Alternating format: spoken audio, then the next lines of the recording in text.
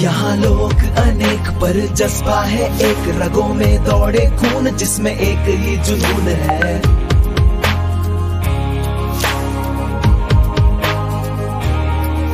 यहाँ लोग अनेक पर जज्बा है एक, रगों में दौड़े खून जिसमें एक ही जुनून। दिलों के हम है नेक, जरा आजमा के देख, एकता है उमंग और उसी का गुरूर है। छूना है आसमां चाहे रोके जहां, एक साथ हाथ थामे खड़े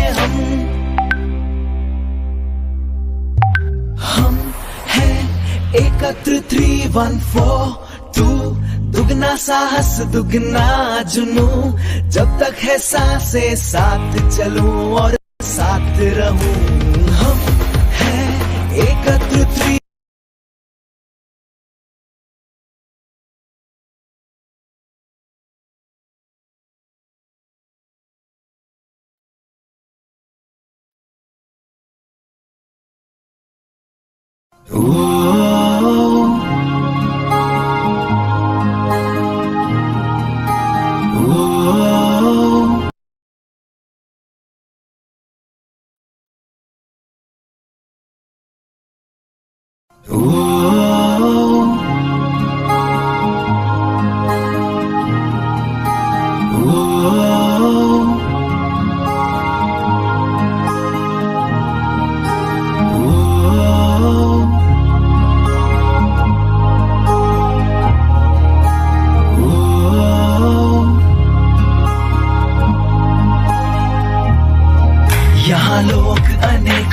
जज्बा है एक, रगों में दौड़े खून जिसमें एक ही जुनून है।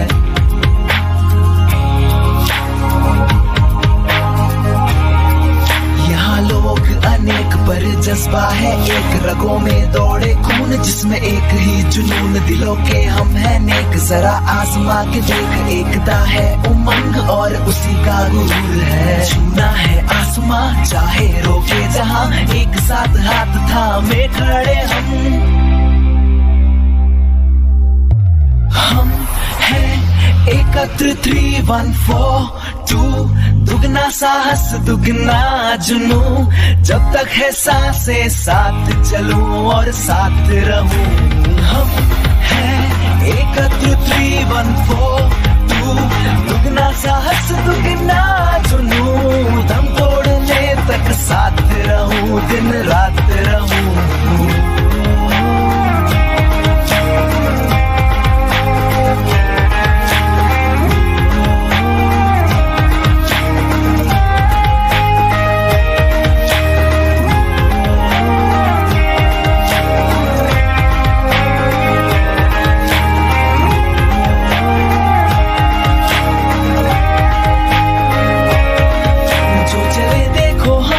किसी का है गम, मंजिल से पहले ना रुकेंगे कदम, है खुद पे भरोसा तो कैसी शर्म, जो करने की ठानी कर दिखाएंगे हम। जज्बातों की डोर से बुने हमने ये रिश्ते, एक दूजे के साथ यूं एक दूजे के फरिश्ते, के मंजिल कहीं दूर नहीं, दिल से यही कहूँ। हम हैं एकत्र 3, 1, 4, 2, दुगना साहस दुगना जुनू, जब तक है सांसें साथ चलूं और साथ रहूं। हम हैं एकत्र 3, 1, 4, 2, दुगना साहस दुगना जुनू, दम तोड़ने तक साथ रहूं, दिन रात रहूं।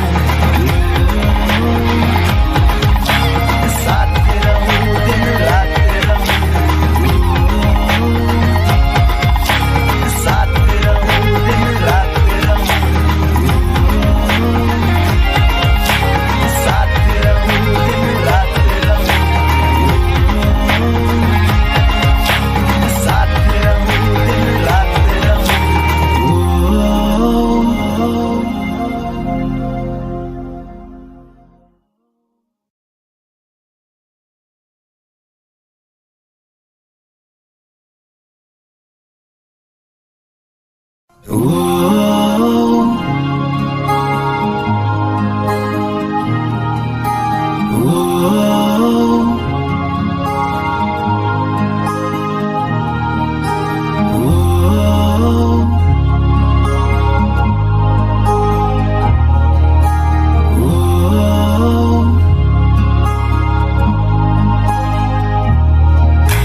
लोग अनेक पर जज्बा है एक, रगों में दौड़े खून जिसमें एक ही जुनून है।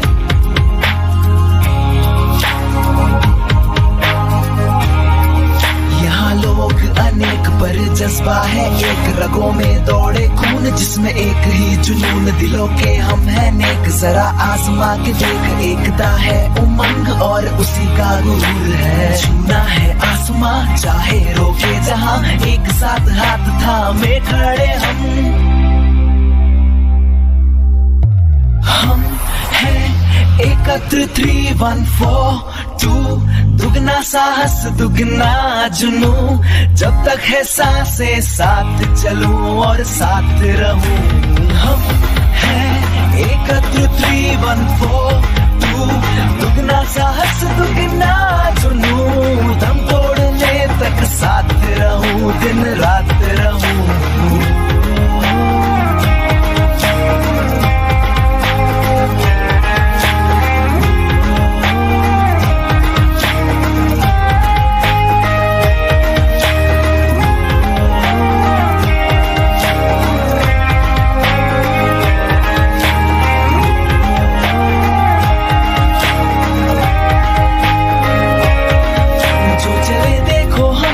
किसी का है गम, मंजिल से पहले ना रुकेंगे कदम, है खुद पे भरोसा तो कैसी शर्म, जो करने की ठानी कर दिखाएंगे हम।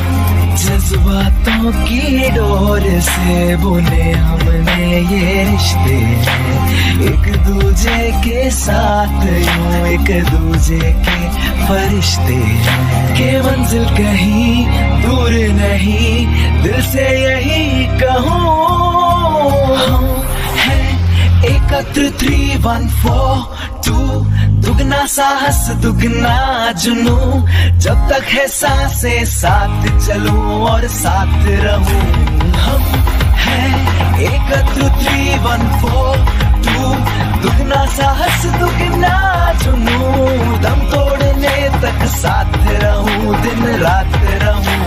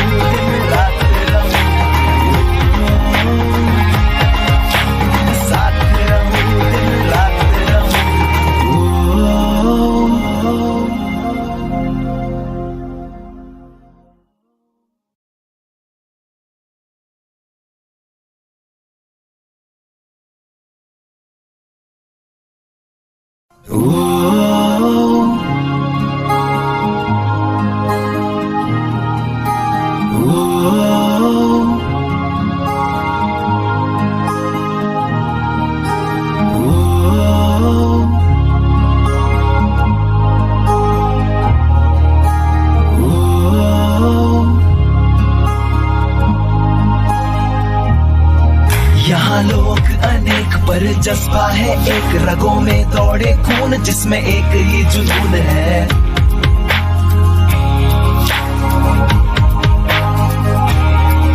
यहाँ लोग अनेक पर जज्बा है एक, रगों में दौड़े खून जिसमें एक ही जुनून। दिलों के हम है नेक, जरा आजमा के देख, एकता है उमंग और उसी का गुरूर है। छूना है आसमां चाहे रोके जहां, एक साथ हाथ थामे खड़े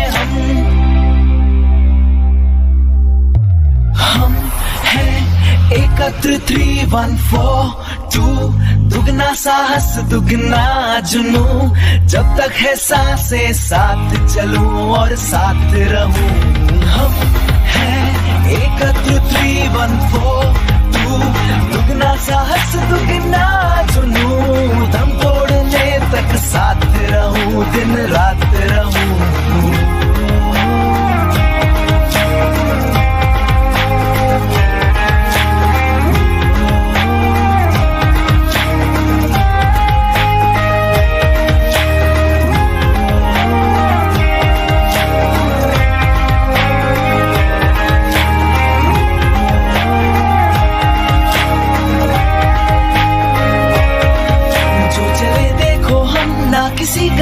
गम, मंजिल से पहले ना रुकेंगे कदम। है खुद पे भरोसा तो कैसी शर्म, जो करने की ठानी कर दिखाएंगे हम।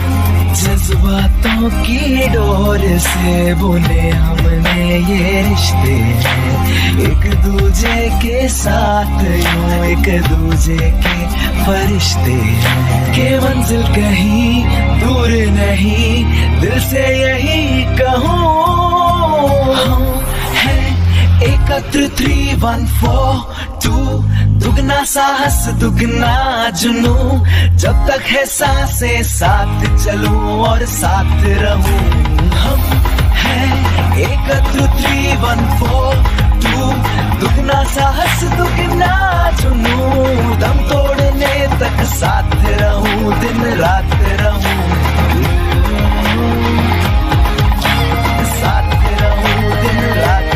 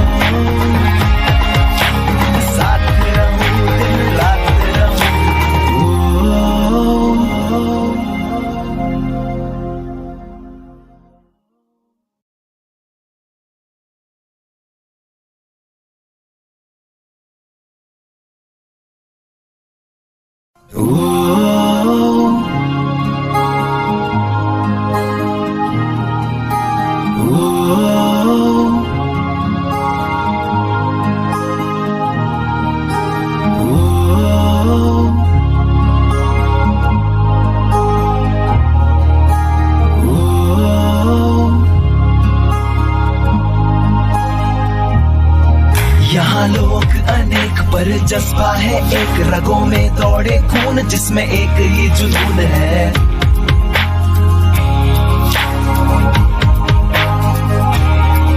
यहाँ लोग अनेक पर जज्बा है एक, रगों में दौड़े खून, जिसमें एक ही जुनून। दिलों के हम हैं नेक, जरा आजमा के देख, एकता है उमंग और उसी का गुरूर है। छूना है आसमां चाहे रोके जहां, एक साथ हाथ थामे खड़े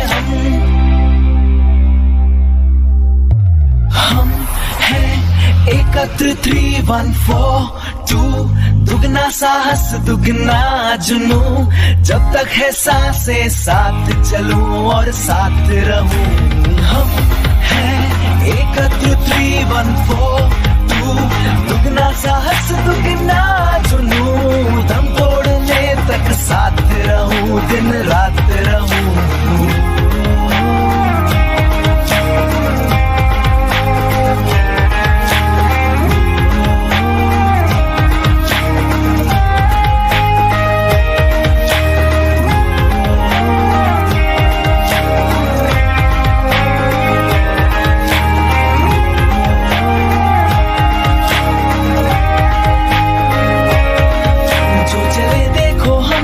किसी का है गम, मंजिल से पहले ना रुकेंगे कदम। है खुद पे भरोसा तो कैसी शर्म, जो करने की ठानी कर दिखाएंगे हम।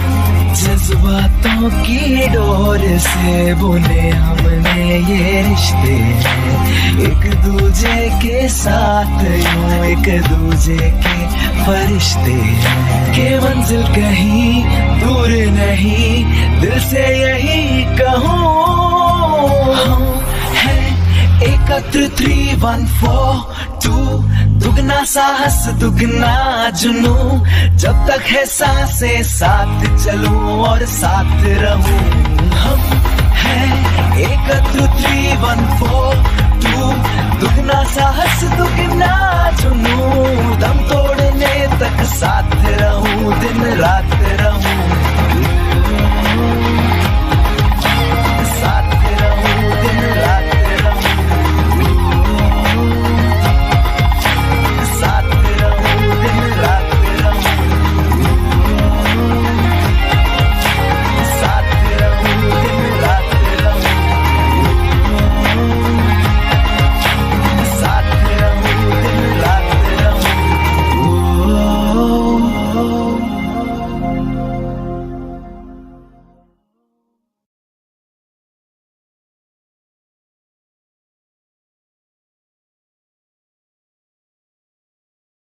यहाँ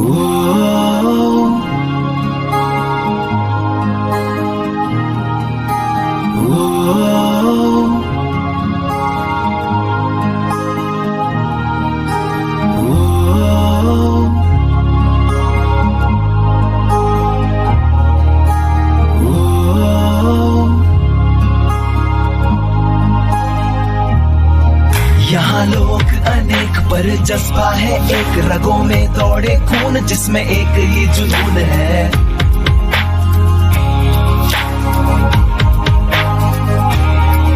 यहाँ लोग अनेक पर जज्बा है एक, रगों में दौड़े खून जिसमें एक ही जुनून। दिलों के हम है नेक, जरा आजमा के देख, एकता है उमंग और उसी का गुरूर है। छूना है आसमां चाहे रोके जहां, एक साथ हाथ थामे खड़े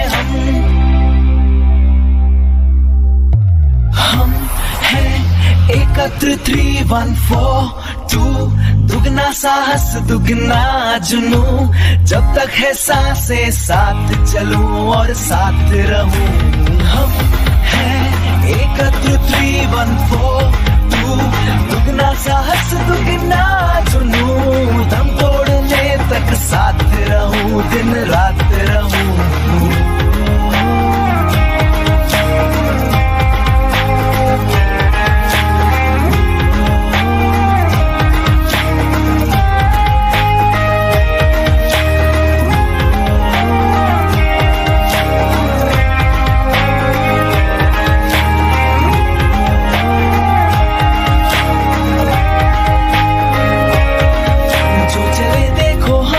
किसी का है गम, मंजिल से पहले ना रुकेंगे कदम, है खुद पे भरोसा तो कैसी शर्म, जो करने की ठानी कर दिखाएंगे हम। जज्बातों की डोर से बुने हमने ये रिश्ते, एक दूजे के साथ यूं एक दूजे के फरिश्ते, के मंजिल कहीं दूर नहीं, दिल से यही कहूँ।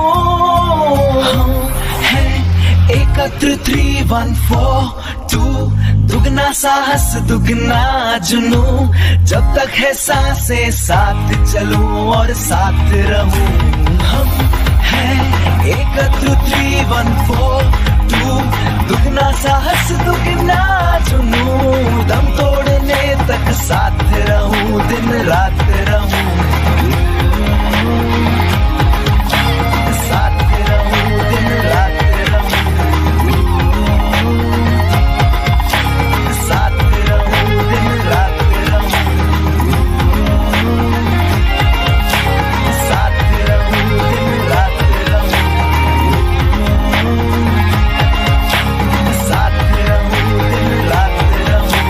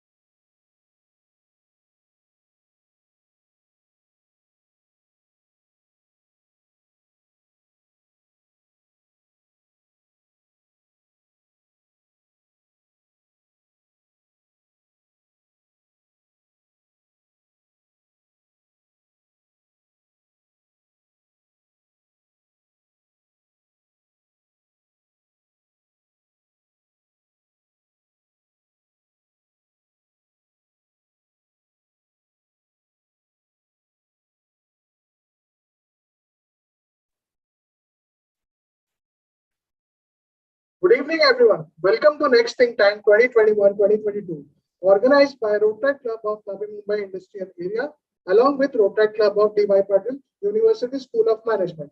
I am Rotaract of Navi, Rotaract Dr. Iyer, and I am Rotaractor Iyer. Now, we are extremely delighted to have all you here today. So now we request the presidents of both the club, Rotarian Rotractor Ramya Pillai and Rotractor Kshitij Chakraborty, to introduce themselves and call out themselves.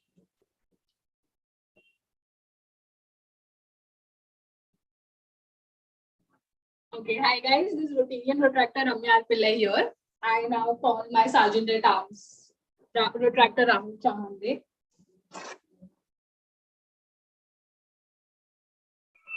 Till the time Ramya calls Ramya. My name is Rotaract Kshitij Chakraborty. I'm the president of Rotaract Club of Patil University School of Management. So now I request my sergeant at arms to follow me.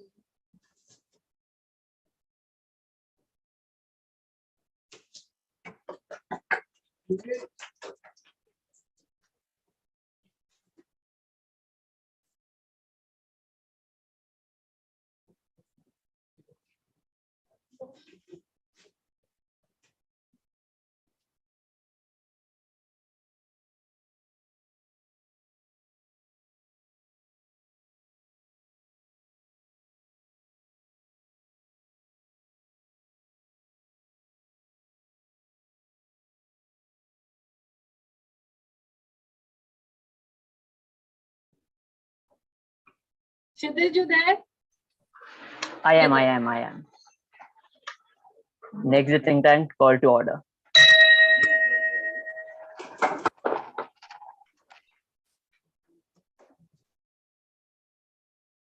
So now I hand it over to the MOCs.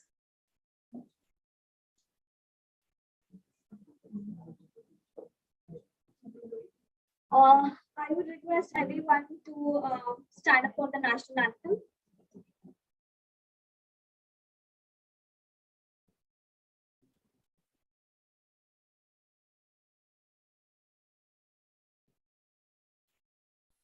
Jana Gana मन अधिनायक जय हे भारत भाग्य विधाता पंजाब सिंध गुजरात मराठा द्राविड उत्कल बंगा विंध्य हिमाचल यमुना गंगा उच्चल जलधि तरंगा तव शुभ नामे जागे तव शुभ आशीष मांगे गाहे तव जय गाथा जन गण मंगलदायक जय हे भारत भाग्य विधाता जय हे जय हे जय हे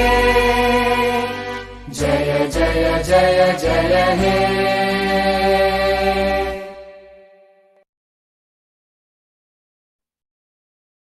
Good evening, my buddy Rotractors, Rotarians, and fellow guests. A warm welcome to our next think tank organized by the Rotaract Club of D.Y. Patil, deemed to be University School of Management, and Rotaract Club of Navi Mumbai Industrial Area.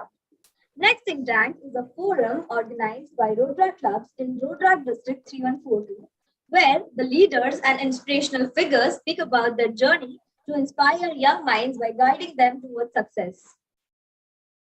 A famous quote by the renowned Nobel Prize-winning scientist Albert Einstein read, "The measure of intelligence is the ability to change." It is widely accepted that change is the only constant, and to work along with these changes is called progress. As our Ella would say, the path through to change and the progress is one of the high resistance, and there will be multiple obstacles to hinder us. Hence, one must be motivated to not lose hope, inspired to keep continuing irrespective of what may happen, and enlightened with the right knowledge from mentors who have done this journey before. Today, on this wonderful evening, we present 5 stories of those who choose to craft their destiny and stand apart by being a beacon of hope to others. An LGBTQIA+ artist, activist, a wildlife rescuer, an elected councillor, a mountaineer, and an actor. 5 distinguished individuals who had one thing in common: the grit and determination to accept the change and get better, or be the change to make the whole world better. Before we begin with the event, we would like to enlighten about our first partner, for which I call upon President Rotarian Retractor Ramya Pillai. Okay. Hello, everyone. Good evening. I know we all are excited for the cause for next think tank. Now, starting with, I'll tell you about the cause partner. Our cause partner is Beach Please, with whom Rotaract Club of Mumbai Industrial Area has been collaborating this year. It was founded by Malhar Kalambe. It is serving the community since past 3 years. They had started off with cleaning Dadar Beach, and later on they came to know that the actual waste coming from Dadar Beach is from Mithi River. And when we look at the history of Mithi River, there was a time wherein people used to drink water from Mithi River, but now humans won't be even able to stand near Mithi River because of the pungent smell. Even though Maharashtra being the first state to ban single-use plastic, still every time we go over to clean Mithi River, the maximum of waste is single-use plastics. So it's a kind request to go to their Instagram page every Saturday and Sunday. They have their initiatives. The other one is in Airoli, mangrove cleaning. Mangroves are the lungs of earth. And we also request you to make donations. Please donate for this beautiful cause, because they are serving the society since more than past 3 years. And even a small amount of ₹50 makes a huge difference. So you guys can get in touch with us at any point of time. And please do volunteer for their campaigns as well. Visit their Instagram page, Facebook page, or Twitter page for more information. We have a small video of theirs till now, what they have done, a brief summary of what they have done till now. Thank you.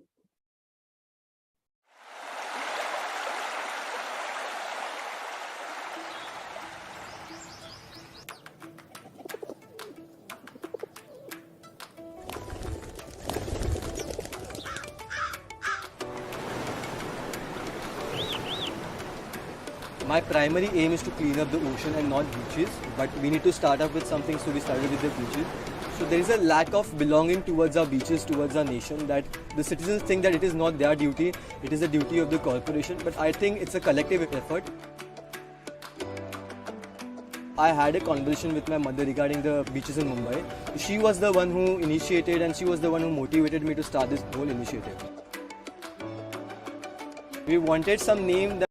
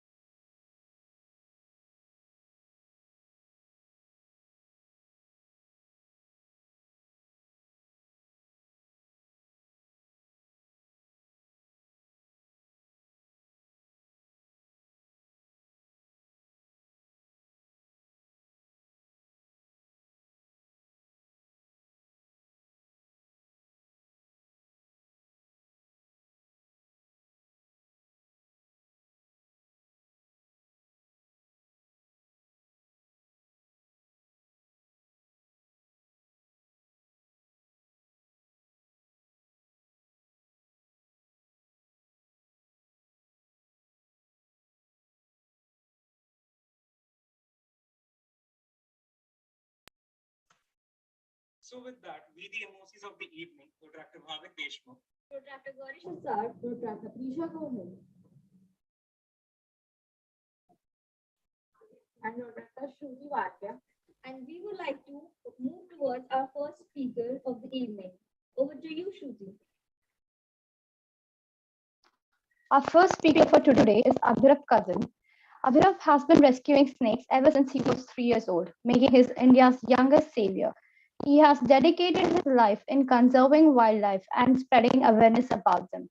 Apart from conserving wildlife, he also shares his life on YouTube. He has over 370,000 subscribers. His daredevil and upbringing attitude towards animals has made him the CEO of Maharashtra Animal Rescue Association, commonly known as Mara. Today, we are on an aesthetic to have him over here to enlighten us about his extraordinary journey and experience.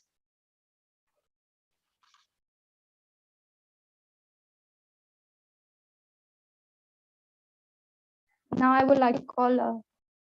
Hello everyone. Am I audible? You are. Hello guys. How's everyone doing? Am I audible, guys? Yes, sir, you are. Yes, you're audible. Thank you so much. Thank you so much, guys, for inviting me here. This is a great opportunity. I'm really glad that you guys giving everyone such opportunities and reaching out people. It's really fun. So shall we start? Like how it's gonna be? Can we just start or what? Yes, sir, you can start. Thank you so much, guys. Thank you so much. Thank you so much, Shruti, for introduction me. मैं थोड़ा सा एक introduction दे देता हूँ. I'll keep this conversation, I'll keep this session very casual, a very talk-on session. So my name is Abhirup Kadam. I'll be turning 20 next month. As you guys know, I'm a wildlife rescuer. I've been rescuing animals since a very early ages, and yeah, it is fun. It is really good. So first, let's talk about how did it started. Okay, so just one sec. Yeah. So I was 3 when I realized there was a snake at my place. Okay, 3 years old के लड़के को या बच्चे को जितना समझ होगी कि ये सांप है या रस्सी है या जो भी पता नहीं क्या था, पर जो भी जैसा भी चालू हुआ, it started from a very early age. My dad, my mom, both are into wildlife. So my dad used to rescue snakes, and he is a very founder Sarpa Mitras thing. He is a license holder from Forest Department, and there it all started. So at a very early age, I never played with any plastic animals या कोई rubber के animals के साथ मैंने नहीं खेला. मैं जब भी अपब्रिंगिंग हो रही थी, जितना भी मैं बढ़ रहा था, ग्रो कर रहा था, जो भी देख रहा था वो सब लाइफ थे, वो सारे लिविंग ऑर्गेनिज्म थे. और वही पॉइंट से, उसी डेट से मेरे घर वालों ने, मेरे मॉम डैड ने ऐसे ही अपब्रिंगिंग किया कि these are your part of life, these are someone you need to share your spaces with, these are someone you need to respect. तो ये अपब्रिंगिंग वहाँ से चालू हुई. So it was fun growing with animals. I genuinely used to talk with them. I used to spend time, many times I used to just talk out my thing. मैंने आज क्या experience किया, school में क्या हुआ, ऐसे सारी चीज़ें. जो भी रेस्क्यूड एनिमल्स आसपास रहते थे, मैं उनसे बातें करता था. एंड उस पॉइंट से, उस पार्ट ऑफ लाइफ से ये सारा जो कनेक्शन है, ये सारा जो बॉन्ड है, वो ग्रो करना चालू हुआ. So there used to be many animals. There were snakes, there were injured birds, जिनको हमें ठीक करना पड़ता था. और मैं देख रहा था कि यार मॉम डैड हेल्प कर रहे हैं, यार there are people, there are my friends, my colleagues जो हेल्प कर रहे हैं, कोई वॉलंटियर्स है जो मदद कर रहे हैं. और वहाँ से इट स्टार्टेड कि यार अभी this is something I really need to work on. जैसा धीरे धीरे बड़ा हुआ तो समझ आई और कंजर्वेशन क्या है, बचाना क्यों चाहिए, what is wild life, what is को एग्जिस्टेंस, ये सारी चीज़ें बहुत अर्ली एज से मेरे सिर में आना चालू हो गई थी. सो या दैट्स हाउ इट स्टार्टेड. बहुत ज़्यादा सही चीज़ें थी. मैं आपको एक छोटा सा मेरा किस्सा भी पता. तो so I was in senior KG grade and मेरा एक इंटरव्यू था सीनियर केजी के लिए. एंड वो टाइम पे मुझे ऑलवेज, मैं जब भी घर पे रहता था तभी एनिमल्स के साथ रहता. और उस इंटरव्यू के टाइम पे मुझे लेजिट एक स्नेक चाहिए था मेरे साथ, कि मुझे बात करनी है, मैं उसके साथ में लेके जाऊँगा तो ही बात करूँगा. सो चीज़ें उतने लेवल तक थी. और मेरे पेरेंट्स ने मुझे लेजिट अलाउ किया था एक बार कि ठीक है तू बता सकता है कि ऐसा ऐसा है. एंड बहुत ज़्यादा इंटीमेट लेवल था. तो स्नेक्स और एनिमल से मैंने बहुत ज़्यादा अच्छा बॉन्ड कनेक्ट कर दिया था बहुत ज़्यादा अच्छे लेवल तक हम लोग एक साथ हो गए थे. I remember my first rescue. It was somewhere in Ghatkopar. So there was a huge slum, and this was my first rescue of like with the department collaborating with forest department. So I was 7 at that age. मैं मेरे dad के साथ एक rescue पे गया था. एक बहुत ज़्यादा crowded slum था. एक snake था. It was a rat snake. It was 7 feet long. और वो एक घर के अंदर कोने में छुप के बैठा था बिकॉज ऑलरेडी वहाँ पे बहुत ज़्यादा लोगों ने उसे परेशान करके रखा था, बहुत ज़्यादा लोगों ने उसे हर्ट करके रखा था. The poor guy was just trying to escape and he was just trying to a place a thing to hide.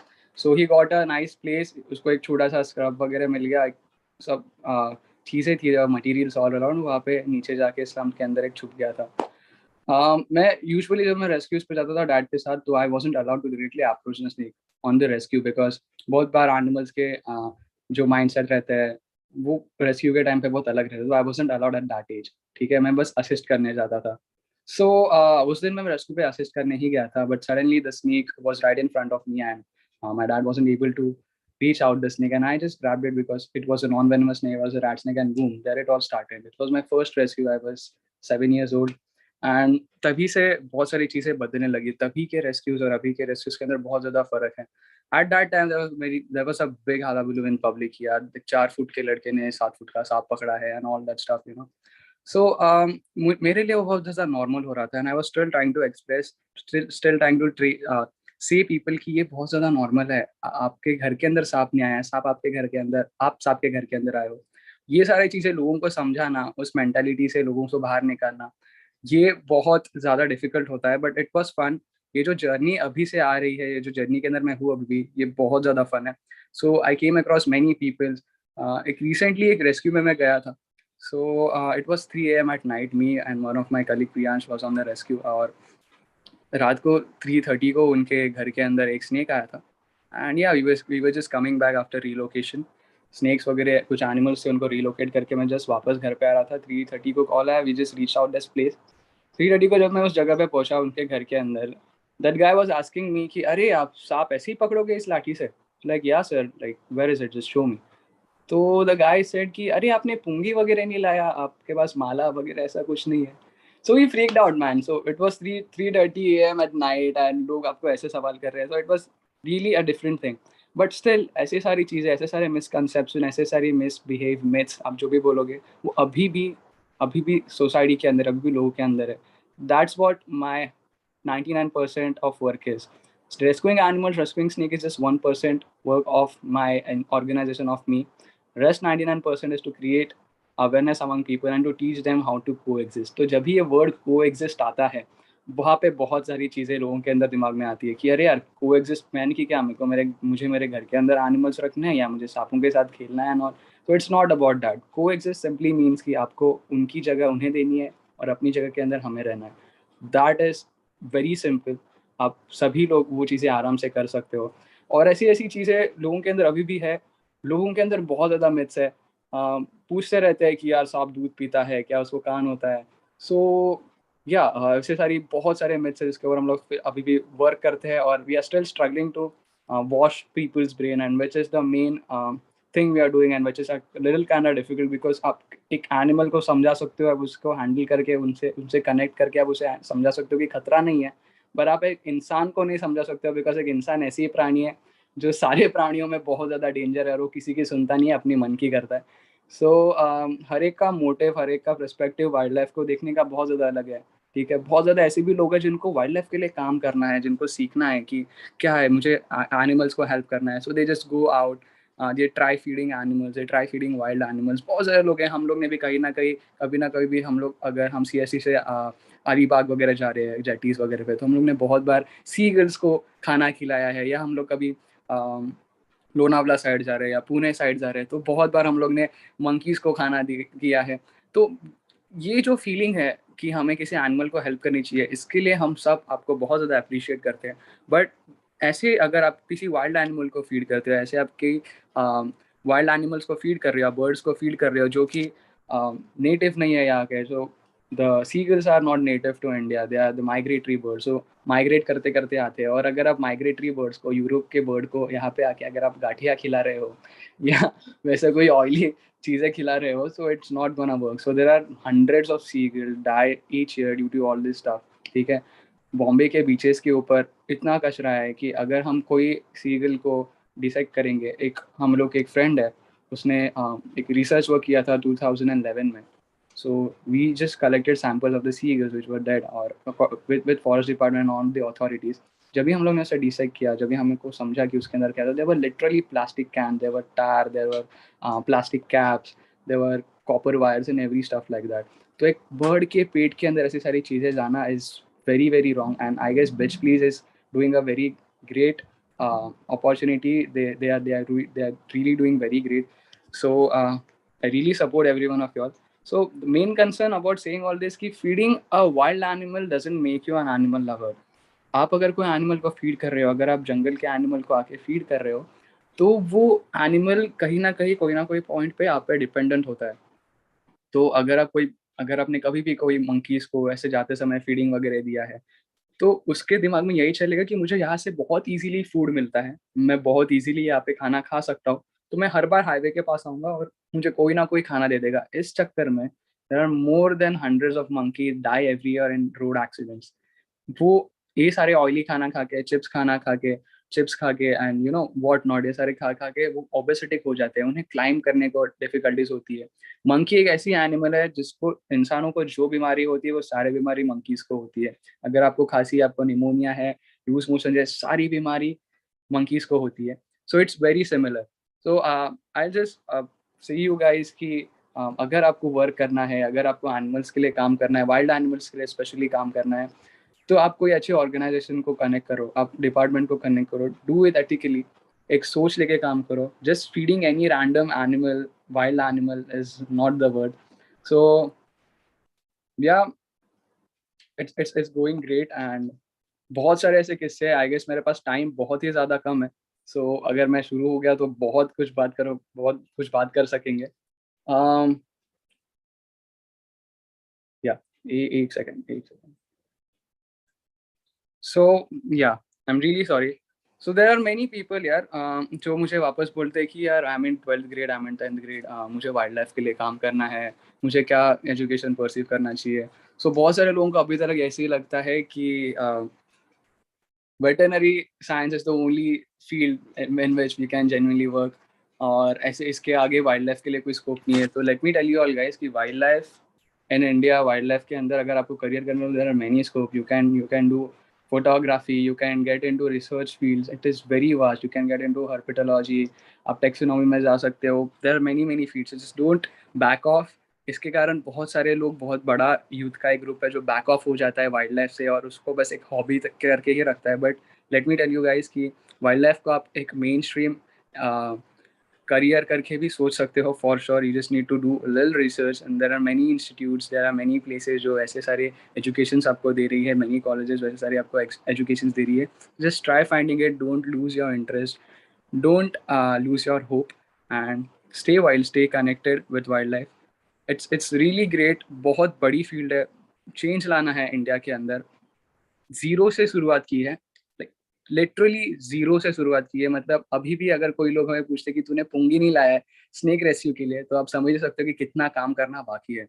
And या काम तो करना है, बहुत बड़े लेवल पे करना है. And I really need you all guys, youth like you, to support wild life, to save our mother earth, because इसके आगे कुछ नहीं है. एट द एंड हम लोग जो भी काम करेंगे इसके ऊपर ही करेंगे. सो या इट्स रियली गुड. बहुत सारे ऐसे केसेस है इसके अंदर एनिमल क्रूअल्टी के जो बातें हैं वो बहुत बड़े पैमाने में होती है, पर लोगों को अभी तक ये फन लगता है. एनिमल क्रूअल्टी करना या किसी सांप को मारना या किसी को पत्थर मारना या हर्ट करना, वो लोगों को अभी भी बहुत ज़्यादा फन लगता है. मुझे पता नहीं क्यों, क्या क्या सिस्टम है. But let me tell you guys, there is a very strong act which is known as Wild Life Protection Act 1972. उसके अंदर बहुत सही और बहुत स्ट्रॉन्ग लॉज है which are non bailable acts obviously. So अगर आपको ऐसे कहीं भी कुछ भी अब्यूज़ दिखे या कुछ भी प्रॉब्लम दिखे विद वाइल्ड लाइफ और any kind of living organism, any animal, so you can just get into your nearby police station or you can contact NGOs like us, or you can directly contact me. You have my number and every stuff. So उन animals की help हो सकती है. So Yeah, I guess we are pretty good. अगर आपको कुछ और questions है, अगर आपको कुछ और बातें करनी है, so yeah, we are good to go.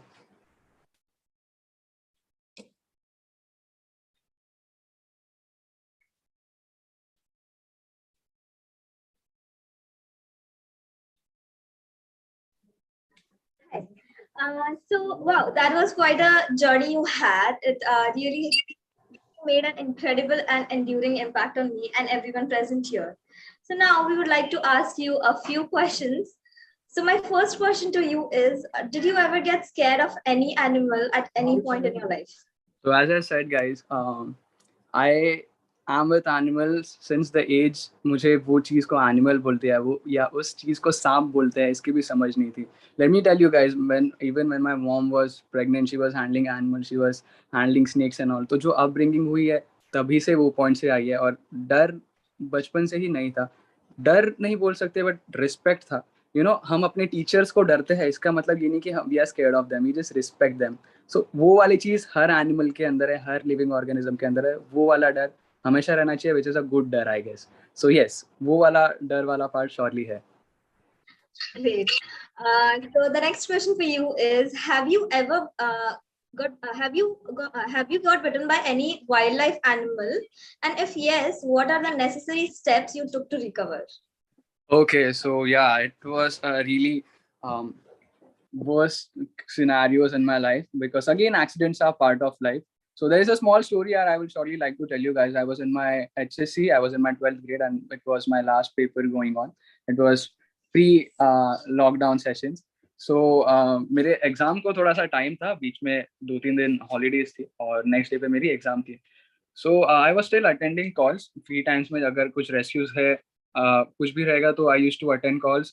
वैसे तो वॉलंटियर्स वगैरह बहुत सारे साथ में थे बट उस टाइम पे कोई साथ नहीं था and it was getting real late. It was 12 AM at the night. Same scenario, there is this big slum in Chembur. So उस स्लम के अंदर there was a big 6.5 foot का cobra with slither inside and the cobra herself was gravid. यानी कि वो pregnant थी, she was carrying eggs and she was just finding a place to lay her egg and to settle down. ठीक है. And it was 12 AM. उस area का light cut of हो गया था. लाइट कट ऑफ के कारण there was much hullabaloo. Again light cut off होने के बाद there is snake in your neighbor's house and ऐसे सारे चीजें मुंबई के अंदर होना बहुत ज्यादा कॉमन थी and there was lot of chaotic situation. So I reached there. मैंने देखा कि वो डर के मारे एक छोटे से 10 बाय 10 के घर के अंदर एक कॉर्नर में जाके डर के मारे बैठी थी and there was cylinder right there. So I just take out my hook. I had my flashlight with me. I just asked the person to hold on the door for me and just turn on the flash. एक बस मैंने बस उसे person को बोला कि बस आप टॉर्च पकड़ के रखिए, मैं उसे इजीली बाहर लेके आके विल बैक इट अप और इट विल बी गुड. सब आसानी से हो जाएगा. So there always a person in crowd कि अरे यार मैं सब कर सकता हूँ, मैं ये नहीं ये किया वो किया. There was that kind of person there और that guy just hold up the torch. I was like yeah cool, अभी रेस्क्यू हो जाएगा. So I gently go there. I approach the snake and cobra अपने defence के time बहुत बार आवाज करता है या होल्ड अप करता है. सो जैसा मैंने उसे अप्रोच किया इट वाज वेरी नेचुरल. उसने आवाज किया and the guy you won't believe guys, the guy with the flashlight just ran off. उसने दरवाजा छोड़ दिया वो आवाज सुन के and it was all dark. It was all dark. एक 10 बाय 10 का रूम है, उसके अंदर ही 6.5 फुट का सांप मेरे हाथ में है. It was a female gravid cobra and she is tensed. She was very stressed and I felt she just got my hand. So she bit me and it was a real good bite. But again, I won't blame the snake in that situation because already उसे इंसानों ने बहुत तंग कर दिया था.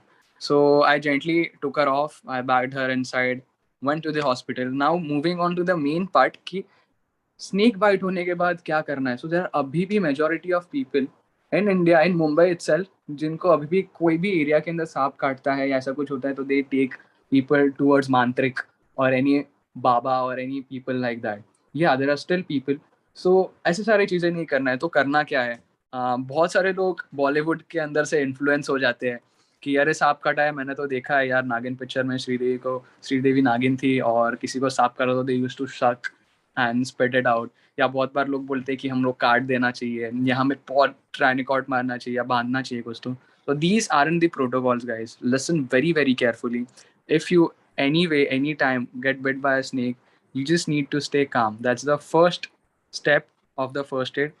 First step जो रहता है कि आपको साइकोलॉजिकल ट्रीटमेंट देना है. किसी भी इंसान को अगर सांप काटा है आपके साथ में हो तो उसको साइकोलॉजिकली स्टेबल करना है, उसे डराना नहीं है. उसे डराना इसके लिए नहीं है क्योंकि अगर उसका बीपी हाई हो जाएगा, वेनम हार्ट तक जल्दी पहुंचेगा, कॉम्प्लिकेशंस और बढ़ेंगे.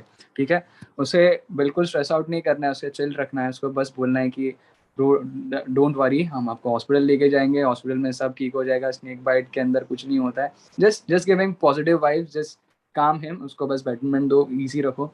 सेकेंडली, आपको जल्द से जल्द गवर्नमेंट हॉस्पिटल में जाना है. I specify government hospital because snake bite is again a police case. ठीक है, ऐसे सारे केसेस के अंदर private hospital, private nursing homes work नहीं करते because it's a police case.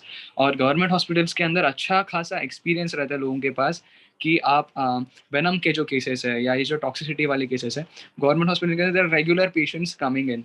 So the doctors there also have great experience. तो कोई भी गवर्नमेंट हॉस्पिटल के अंदर रश करना है. ऑल्सो एक मेन रीजन गवर्नमेंट हॉस्पिटल के अंदर जाने के लिए है is the anti snake venom. Anti snake venom जिसे हम ASV कहते हैं, is the only medicine who can treat you once you are bitten by a snake. और कोई भी दवा, कोई भी आयुर्वेदिक दवा आपको हेल्प नहीं कर सकती on a very fast note. ठीक है, ASV is the only medicine. अगर आप हॉस्पिटल रीच आउट करोगे बहुत ईजिली, अगर आपको आपके पास ASV अवेलेबल है, you are good to go. आपको कोई आसानी होगी. Trust me guys, there are 90% of snakes which are non venomous. तो अगर आपने कभी भी कोई स्नेक देखा भी है या किसी को इनकेस काटा भी है तो बहुत बार वो 90% of time it might be a non venomous snake. पर अगर आप थोड़े अनलकी हो यार, ऐसा कुछ हो सकता है. So yeah we shouldn't be taking risk. अगर आपको कोई नॉन वेनमस स्नेक भी बाइट किया है तो आपको हॉस्पिटल रश करना है. अभी बहुत बार लोग बोलते हैं कि अभी समझना कैसे कि कोई स्नेक वेनमस है या नॉन वेनमस है. तो देयर आर डिफरेंट सिम्टम्स. आपके आइज ब्लरी हो जाएंगी. तो there are two types of venom.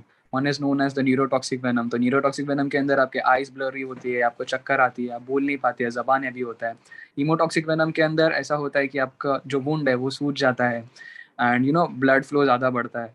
सो ऐसे सारे छोटे मोटे सिम्टम्स अगर आपको दिखेंगे तो आप एक वेनोमेटेड हो. और आपको the main thing is you need to rush to the hospital, that too government hospital.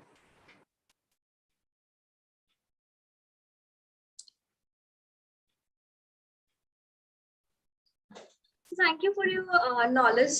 I guess it will help a lot of people. So my next question, the last question is, what is next for you? What is next for me? Yeah. I want some clean oceans. I want good forest with good animals, rich with forest, rich with natural environment, rich with microorganisms, rich with the micro habitat. Because conservation के लिए अगर मैं काम कर रहा हूँ तो मैं कुछ छोटे लेवल पे नहीं सोच रहा हूँ. मैं एनिमल्स को सिर्फ बचाने या एनिमल्स को ट्रीट करने के लिए नहीं सोच रहा हूँ. मैं मेरी मदर अर्थ है उसको ग्रो करने के लिए, उसको ठीक करने के लिए सोच रहा हूँ. So that's what I am working on. लोगों के अंदर अवेयरनेस क्रिएट करना और काम करना थोड़ा सा टास्किंग है. बट स्टिल हम सबको, अगर हम लोग ने सब लोग ने अगर ठान लिया कि नहीं यार प्लास्टिक कूड़े में डालना है, या ऐसे कुछ लेदर मार्केट्स हो, ऐसे कुछ फर जिसके अंदर आप यूज करते हो वो उस ब्रांड्स को आपको सपोर्ट नहीं किया, तो अगर हर एक इंसान ने वो सोचा तो it will get much more easier for us. ठीक है, और आई गेस मदर नेचर को संभालना किसी एक इंसान की जिम्मेदारी नहीं है. जैसे स्टीव हार्विन कहते हैं कि this is not our planet, we should share it because there is no planet B. ठीक है, there was a little disturbance, sorry. So ये जो प्लैनेट है ये सिर्फ ह्यूमंस का नहीं है, ये सारे एनिमल्स को बिलोंग करता है. और वो सारे एनिमल्स नहीं है, वो हमारे भाई बहन ही है, ऐसा मैं मानता हूँ. तो जितना रिस्पेक्ट हम एक दूसरे को करते हैं, जितना रिस्पेक्ट हमारे घर वालों को करते हैं, जितना रिस्पेक्ट हम अपने फैमिली को करते हैं, उतना ही रिस्पेक्ट, उतनी ही अफेक्शन, उतना ही प्यार हमें सब ऑर्गेनिज्म के साथ करना है. And yeah I will surely like to make you meet to one of my beautiful baby. So we have Inchi right here, and she was all the way with me in this session.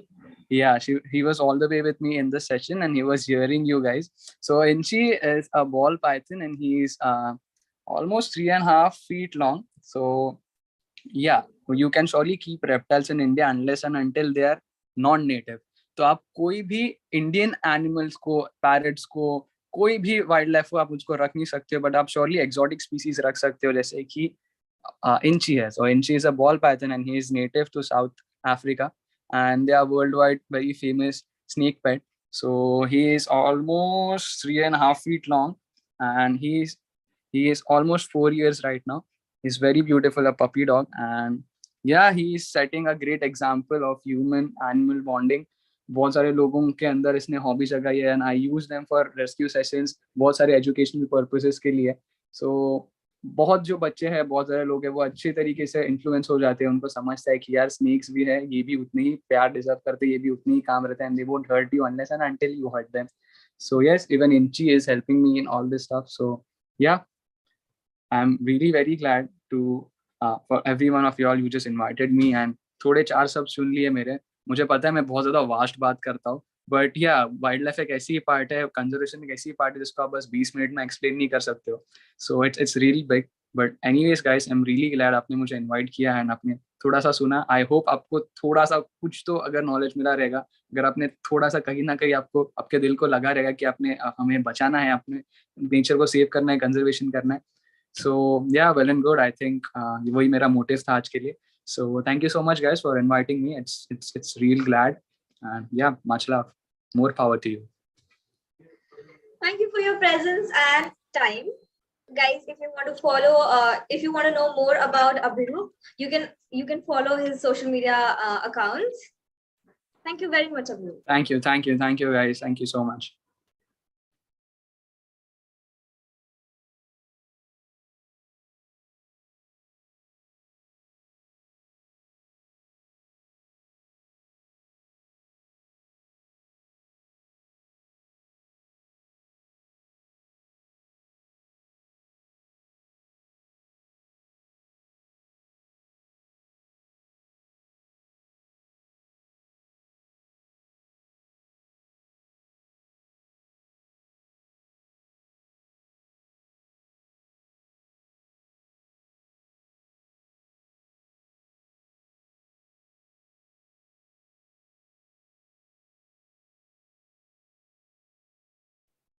So guys, our second speaker is with us.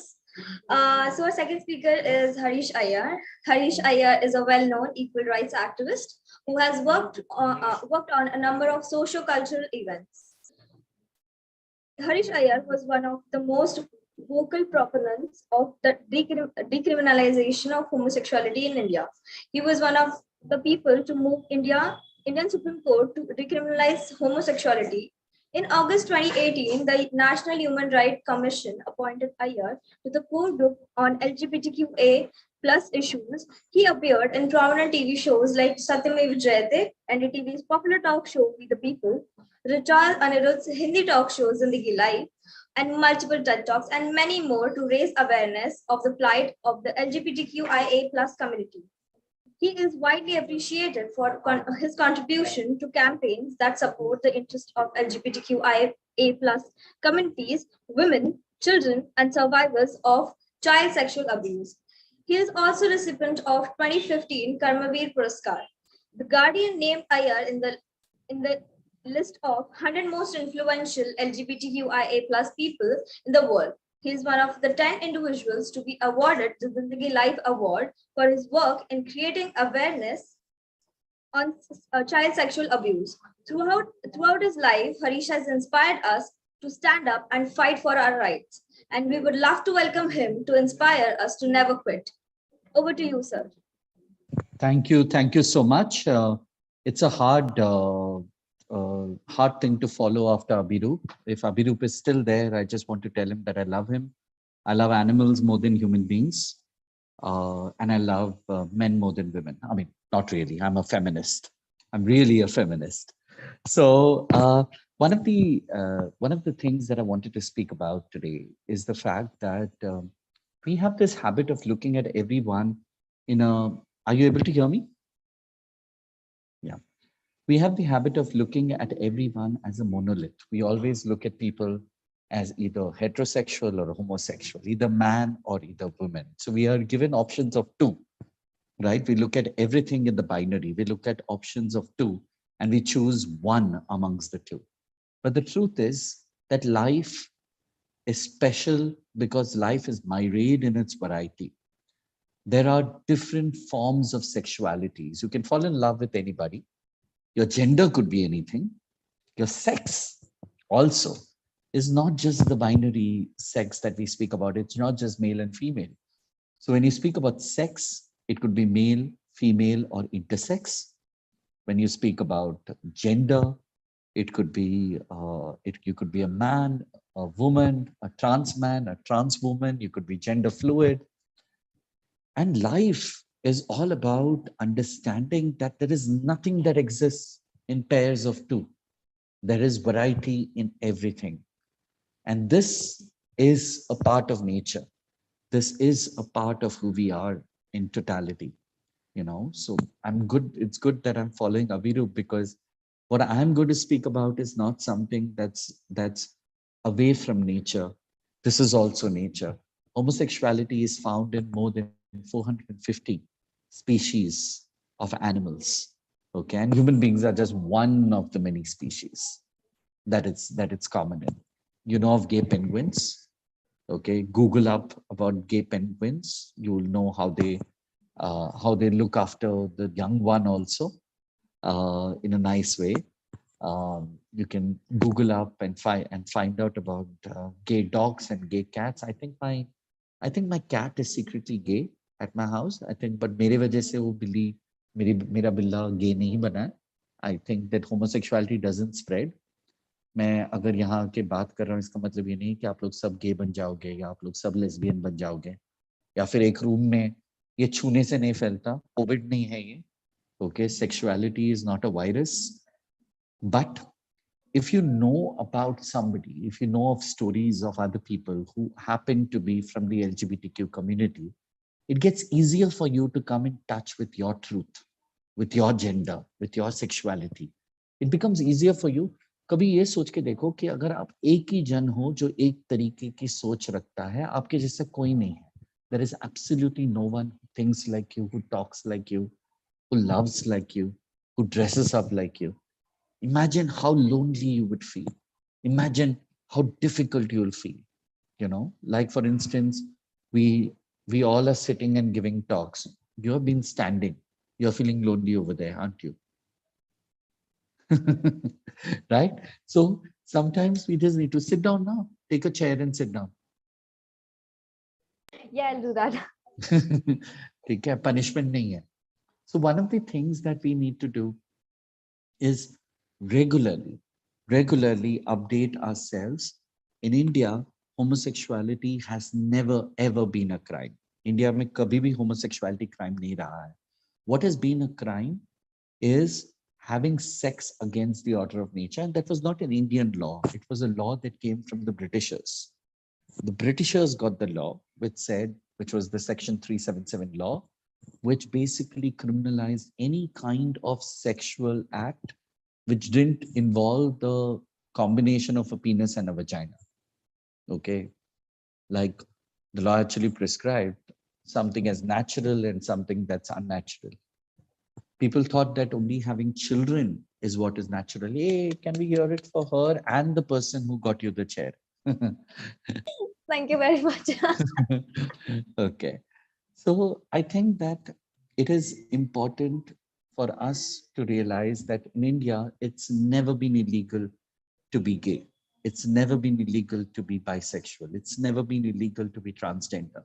What's been illegal is having sex against the order of nature, right? Well, that was illegal from 1855, India बनने के पहले से, because when the Britishers came in, Lord Macaulay got in Section 377. So all colonial nations like Africa, India, जहाँ पे भी Britishers ने राज किया, वहाँ सब 377 का कोई ना कोई हिस्सा है. Now 377 was an act where, even if I was in the bedroom having sex with my boyfriend, I could be arrested. Okay, because that sex itself was wrong. Not only me. If a man and a woman had any other sex other than penovaginal sex, they could be arrested. Okay, India is a country where we don't speak about sex, but we definitely have a lot of sex. क्योंकि population तो भगवान के वजह से नहीं बढ़ता है. People do some work. Okay, काम भी होता है, कामा भी होता है यहाँ पे, right? So that's why the population increases. So now I would repeat something that Mahabanu Kotwal had said in a forum, and I'm repeating her words. She said, कभी कभी हमें ऐसा लगता है कि we have shut our ears and we have spread our legs. We need to do the inverse. Okay, we need to open our ears to the idea of what sex is, what sexuality is, what gender is, because this is a part of nature. This is who we all are. We are born of sex. Okay, we might not like it. We might suddenly be moralistic about it. Okay, but my parents did have sex, and that's why I was born. So there should be no shame in speaking about it and understanding it, not as pornography, but as science. Okay.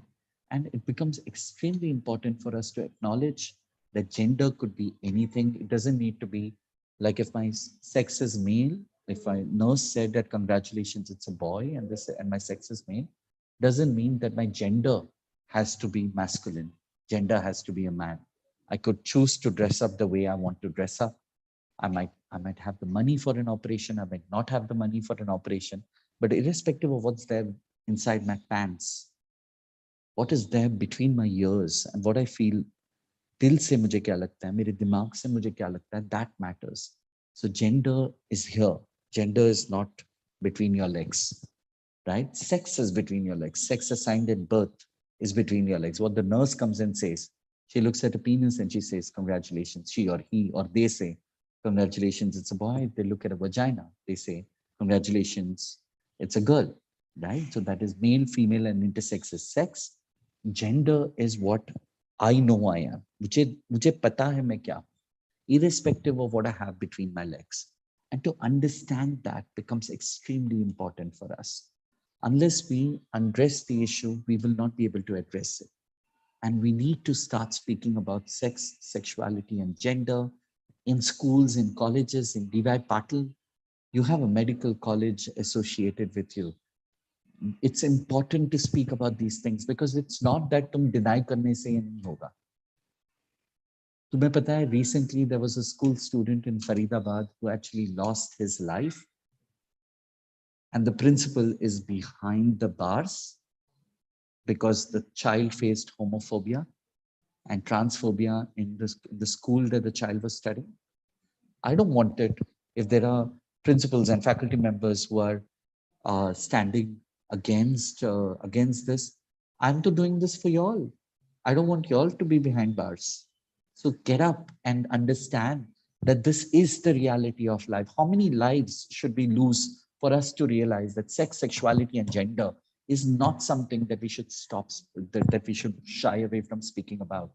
We should build a culture where people can come and be who they are. They can come dressed in whatever format that they want. I work with a bank. I work with Axis Bank. And in my bank, you have a thing where I can wear a salwar kameez and I can go to bank every day. No one would stop me because we have upgraded our dress code policy.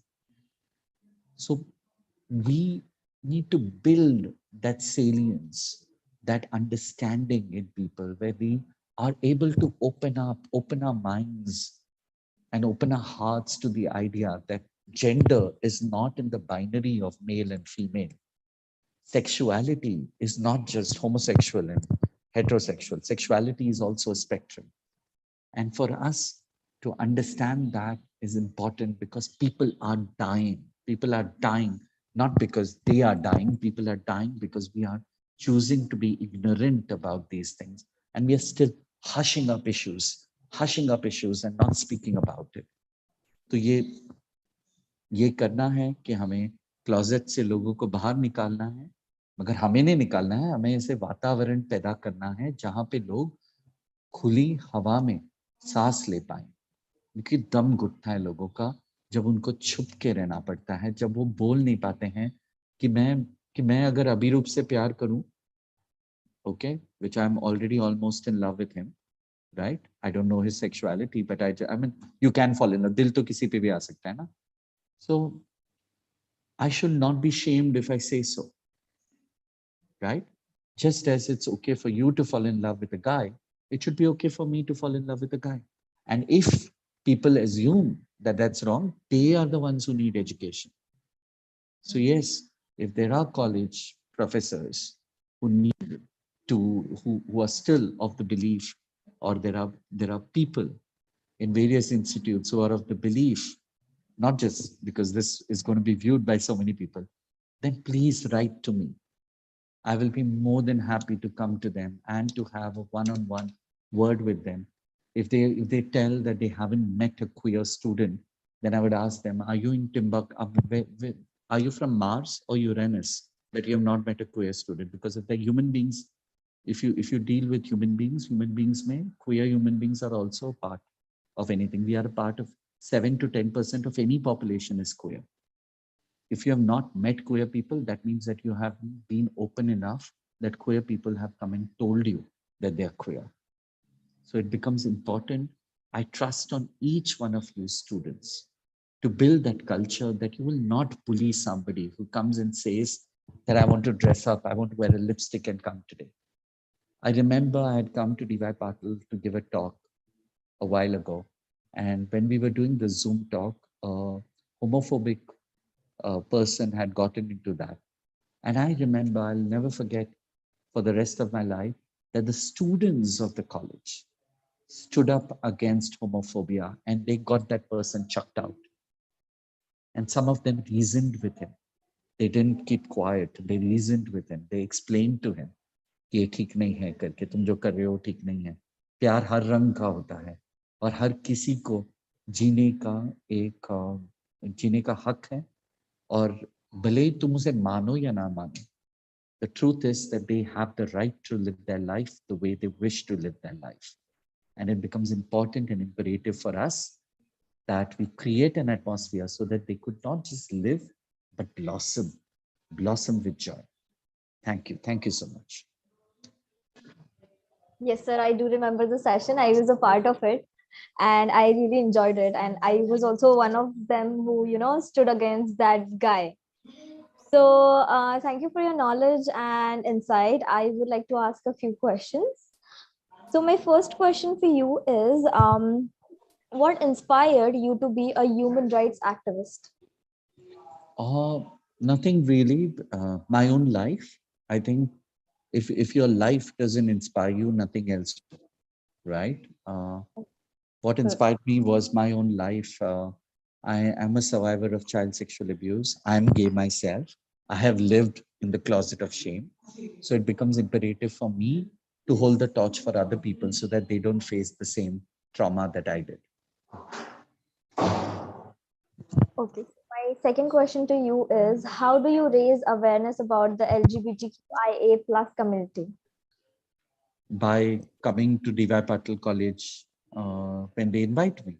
Without, yeah, that's how. I go to every forum. In fact, I'm in the middle of another forum and I'm actually sitting in SIS college giving another talk, and I double booked myself. So I'm going to, once we finish this questionnaire, I'm going to go to SIS college again. So I just go to different colleges. This is SIS college, you don't believe me? Oh my God. You seem legit busy. I'll just finish up with my questions and I'll make you free. Okay. So my next question is, tell us about your experience as a core team member in NHRC. Well, here we meet other queer people who are there. They're not just me, but there are various other activists whom we get to meet, get to speak to. We discuss on various issues. We are the core committee members, but we are not the committee of NHRC. So it's an advisory kind of committee. So it's good to meet once a year and deliberate on issues. Yeah, that's what we do. Okay. So our final question is, what are your future plans? What is next for you? To find a Sundar Sushil Ladka and get married. Even if his name is Sundar or Sushil, it's all right. I hope you definitely get married soon. I'd love to see your pictures then. So thank you for your presence and time. Guys, if you want to follow Mr. Harish and you want to see his wedding photos, you can definitely follow him on his social media handles. It is boyfriend to mil jaye yaar. Boyfriend hi nahi mila abhi tak. Oh my God. I hope you find someone definitely very soon. Chalo, dhoond ke do mujhe abhi. Okay, sir. Chalo. So, thank you, sir. Thank Thank you. you. It's been such a pleasure.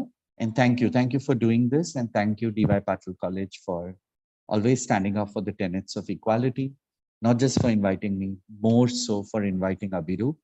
I think the thing that he spoke about was most important. I love animals more than human beings. I love wildlife than human beings. So I'm first an animal welfare activist, then an LGBT rights activist. So please follow Abhirup. Thank you so much. Thank you very much, sir. Bye. Bye.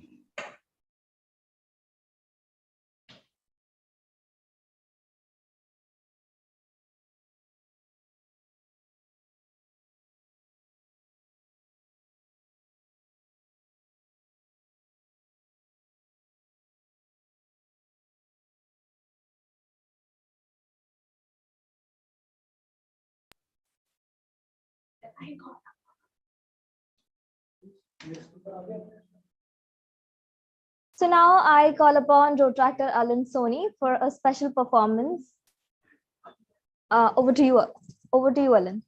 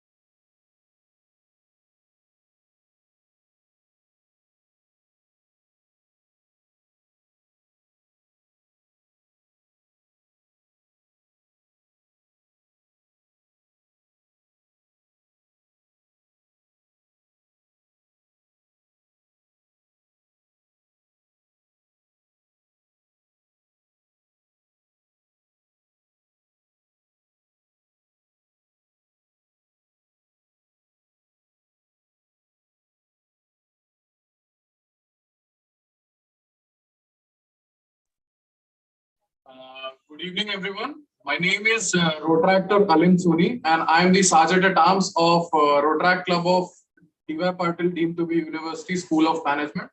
And here's my little performance. I'm sorry if it is not good already. So here we go.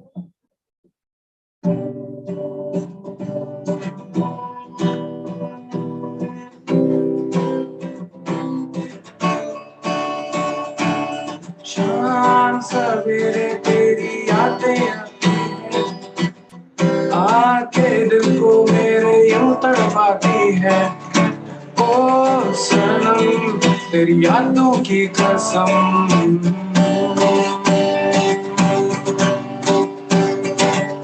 मिलके बिछड़ना तो दस्तूर हो गया, यादों में तेरी मैं मशहूर हो गया।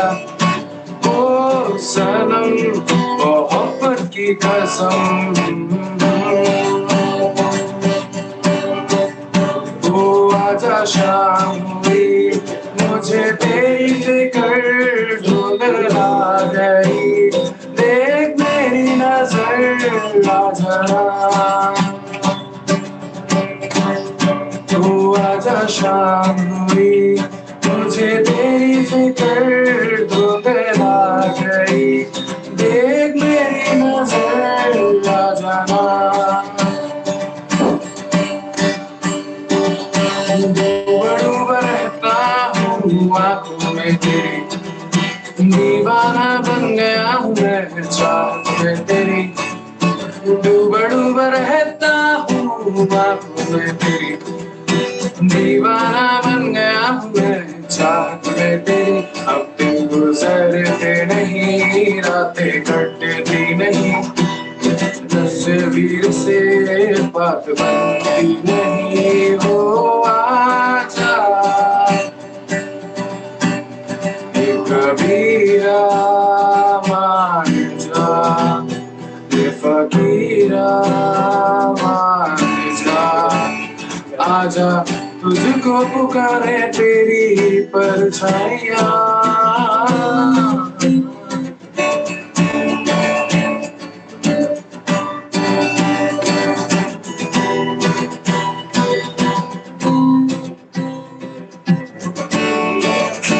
ये आंखें बोलती नहीं है मुझसे, सांस कम लेती अब तो आ जाओ मेरे सोने आ। ये बातें बोलती नहीं है मुझसे, सांस कम लेती अब तो आ जाओ मेरे सोने आ। तेरे ना ही लागे जिया तेरे, अब तो आजा पिया तेरे बिन, ना ही लागे जिया।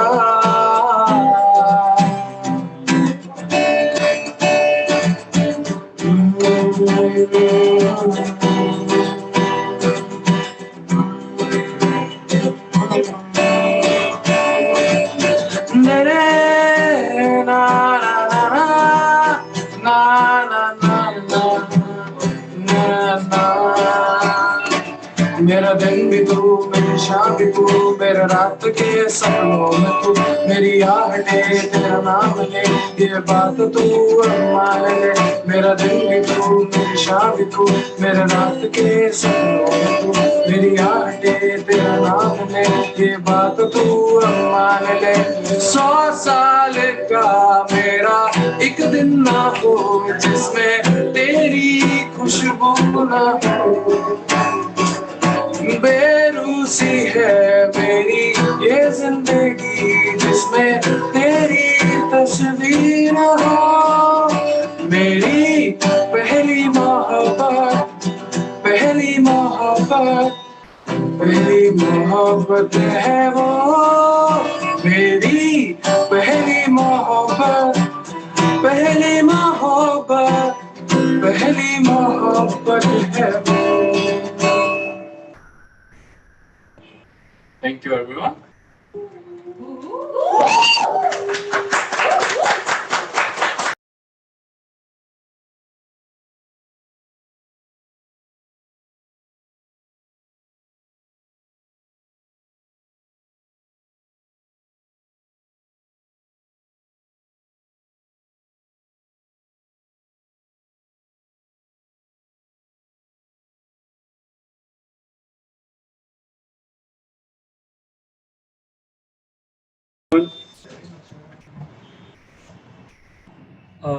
So now we move on to our third speaker of the day. Gandhari Jyotsna Reddy is an elected councillor, 11th Ward of Kompally District, Mechal District in Telangana. Previously a software engineer and yoga instructor, she committed her life into politics in order to bring about social and economical changes in the society by complying with the policies framed by Indian National Congress. Her motto contains women in politics, social service, social change, and social reforms. She has provided administrative support to Kompally municipality with respect to well-being, sanitation, women's security, as well as secure streets. Amidst the first and second wave of COVID widespread, Jyotsna Reddy also helped in distributing food to the needy in collaboration with Saima Restaurant. The Red Cross Society also joined hands to supply fundamental foodstuffs to provide to private instructors, transgenders, as well as craftsmen amid the widespread. She was upfront at skillfully developing election campaign strategies in 2020 Kompally municipal decisions. Over to you, ma'am.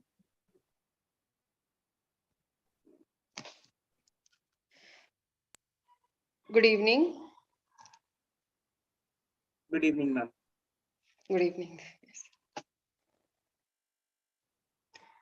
Shall I start? Yes, ma'am. Yes, okay. Good evening, everyone. I am Jyotsna Reddy, an elected councillor from Kompally Municipality, Hyderabad, Telangana. I would like to share my journey to politics and my ongoing political journey. So, I will introduce myself and my family background, that I am from a normal family where my father, late Dharma Reddy, was a farmer and my mother, Vijayalakshmi, is a homemaker. And my qualifications, education is BSc Computer Science and I am a master's in computer applications. As soon as I completed my education, I got a job in a reputed software company as a technical consultant. I started my career. So after working a few years as a technical consultant in a software company, I just got to resign my job due to my health during pregnancy. So for a few years, I've got to take care of my kids and home. So after my second child, I started thinking again to restart my career as a software engineer, which I left behind for years. So I started searching for the better institutes near my area where I can travel and travel easily. If it is nearby, it will be easy for me to take care of my kids and family. So I could not find anything nearby. It will take more than 2 to 3 hours to travel to and fro from an institute to my home. So I thought, instead of learning new technologies and upgrading my knowledge and going for a job once again, I thought that I should start a computer institute in my training institute in my area and help people who are suffering just like me. And I can employ a few more women like me who want to, spend their educated and who cannot travel, work, leaving their kids and home. So that's how I started my software training institute in Hyderabad. So after starting my training institute, a few months later, there was a notification that there are local body municipality elections in our area. My family is nowhere connected to any politicians, neither we are into any political background nor we have any political support. But my family always, are very active in political campaigning during elections, whether it is assembly elections or parliament elections or local body elections. My father-in-law, being head of the village, it's a small village when the city was not expanded. So being head of the village, he was always active in these political campaignings. So during 2020 Jan elections, my family was, as usual, were participating in election campaigning. I went a few times with my mother-in-law and husband, visited different places, and I met different people. I started knowing that there is a need of educated people into politics. Then I after traveling a few days, I thought that why don't I give a try in politics as a counselor. Then my husband also asked me, if you are interested, you can go ahead, you still have a chance. Nominations are going to be just a few days away. Then one day before I decided, and we went for nominations. That's how I entered this political journey. And after nominations, immediately the next day I started my campaigning. I went door to door, learned how people are different types of people, different localities, what are the problems they are facing. I understood that there are many localities where even people are lacking of basic amenities they should be provided by the government, which are not provided for them, and they don't know where to go, whom to ask, and how to fight for their rights. Also, I've learned so many things going around, involving with people, meeting different people. So it motivated me that there is a need of a person that who can communicate these problems to the so-called concerned officers or department or politicians or whoever it is. I felt I can do something for these people. That's how I started noting down the problems. Wherever there are no street lights, there are water problems, there are no CCTVs, there are no proper roads, and many problems. People who are eligible for pensions, but they don't get pensions, elderly or um, uh, disabled, or so many problems in the society. Then when I started noting all these, and elections were held on 22nd of Jan 2020, and results were out on 25th of Jan 2020. And to my surprise, of course, I believed myself, and uh, I won the elections. And on Feb 10th, I took an oath as a councillor of the municipality. From then onwards, I started my journey. I started learning what is politics also, not only the public point of view. I should know what is politics and how to deal with the problems people are facing. Then immediately the next month, there was our first council meeting where I went prepared, which I've learned all these days, that there are so many problems in the society. I went prepared with all my notes to the council meeting, and I told that these are the problems we people are facing, so we have to resolve them as soon as possible. We have to prioritize, which are like water is a basic necessity, and this is what to be prioritized and should be resolved immediately as soon as possible. When I spoke in the council meeting for the first time, people started laughing at me. They are saying that you are very new to politics. We are into this politics. We have been elected ward members before also. We know these problems. They are normal, common. Why you are worried so much? If you have any problem, let us know that we will resolve. But for the people, why you are taking your time and wasting your time? And you are an educated person. This is not your kind of job. You should have gone for some other job. Then I did not understand. Is it anything wrong? Educated people entering into politics and working for the society? I literally did not understand what was happening. Then and I've been humiliated for being for questioning, and humiliated for the way because I was into a corporate industry, the way I've dressed up, the way I look. I went to the council meetings also. Oh my God. So I faced a little troubles here and there, but no matter what, I want to overcome all my hurdles and go ahead. So this is how I entered politics, and I'm still learning. The process of learning is still continuing. And later, just after a month or so, I've elected as a councillor. There was the pandemic hit our country, India too. the first lockdown was on March for 21 days. It was for almost 21 days, and later it was extended to more 45 days. All these days being at home, lockdown at home, I started reading, learning, upgrading my skills, and knowing the problems of the people and how to deal with them, which officer I should meet and which politician I should go, and so such kind of things I was updating.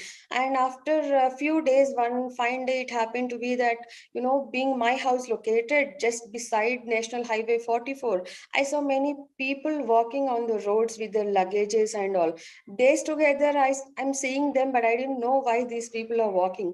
One day I went and asked a person, why you people are walking with all your luggage, kids, and even elderly, even handicapped, the people who doesn't even walk properly, they are walking because it was lockdown. There was no public transportation available, but still people are walking for kilometers daily. Then he told that they are the daily wage workers and weekly wage workers. Because of the lockdown, they lost their jobs, they could not pay their rents, they could not afford for their food also, so they started walking to their hometowns, which has really moved me. And I asked them, from where your food, I mean, from where you are getting your food, because all restaurants, hotels, or whatever, everything is locked down, nothing was available outside, not even fruits or anything. Then people, they told that they're walking since 2 or 3 days, more than 2 days also people are walking, and there was nothing they provided. Wherever if some people out of concern, if they give something, they are eating, otherwise they are not eating also. Then I felt that I should do something for these migrants who are walking for days together. Yeah, so immediately from next day we started packing food and distributing food to these migrants. Initially, we started with 10, 20, 30 packets, but as the crowd is growing, even we started increasing our food packets to thousands. And later on, we started distributing 1,000 to 2,000 food packets every day.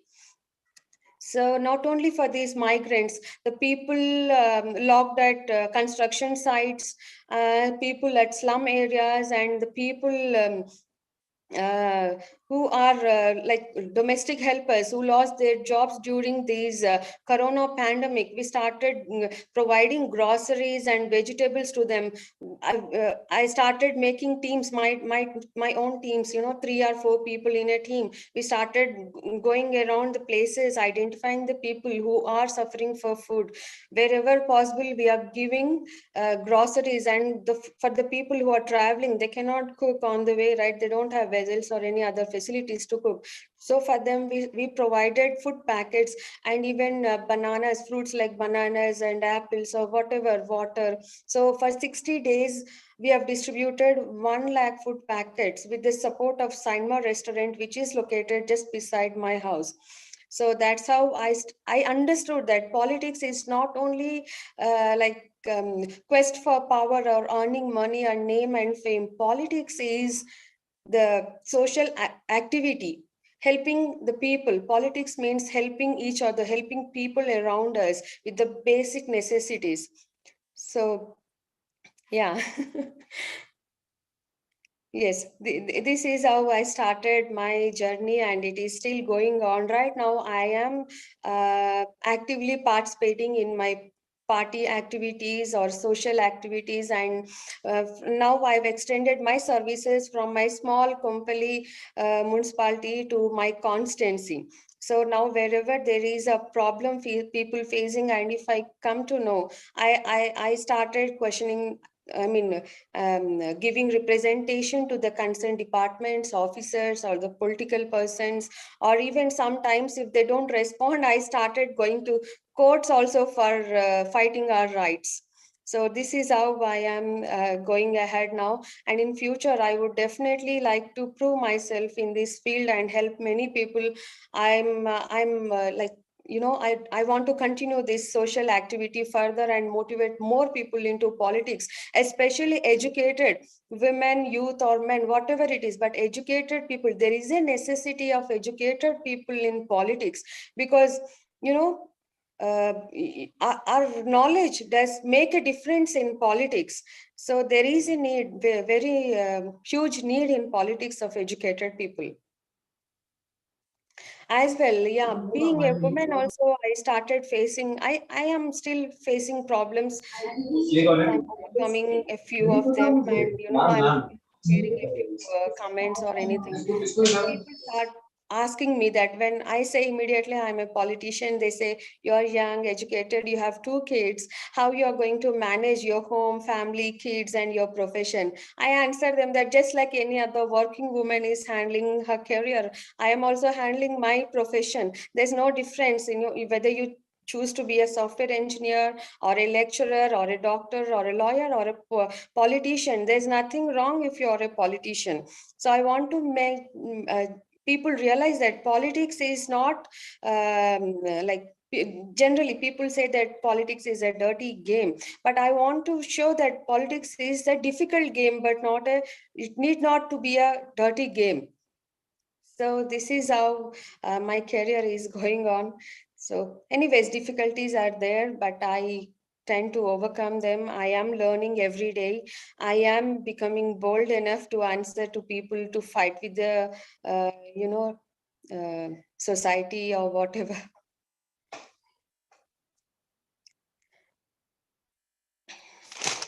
Yes, ma'am. It's definitely admirable that you handle your home, your constituency, and all these matters so smoothly. So, ma'am, thank you so much for these insightful words.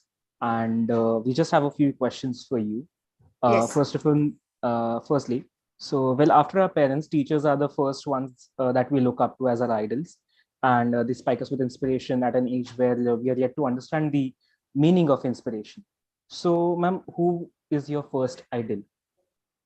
My first is my mother, because it's been more than 20 years. My father passed away. We are 3 sisters. My mother took care, being a single parent, she took care of us. She got us educated, and she's still motivating us.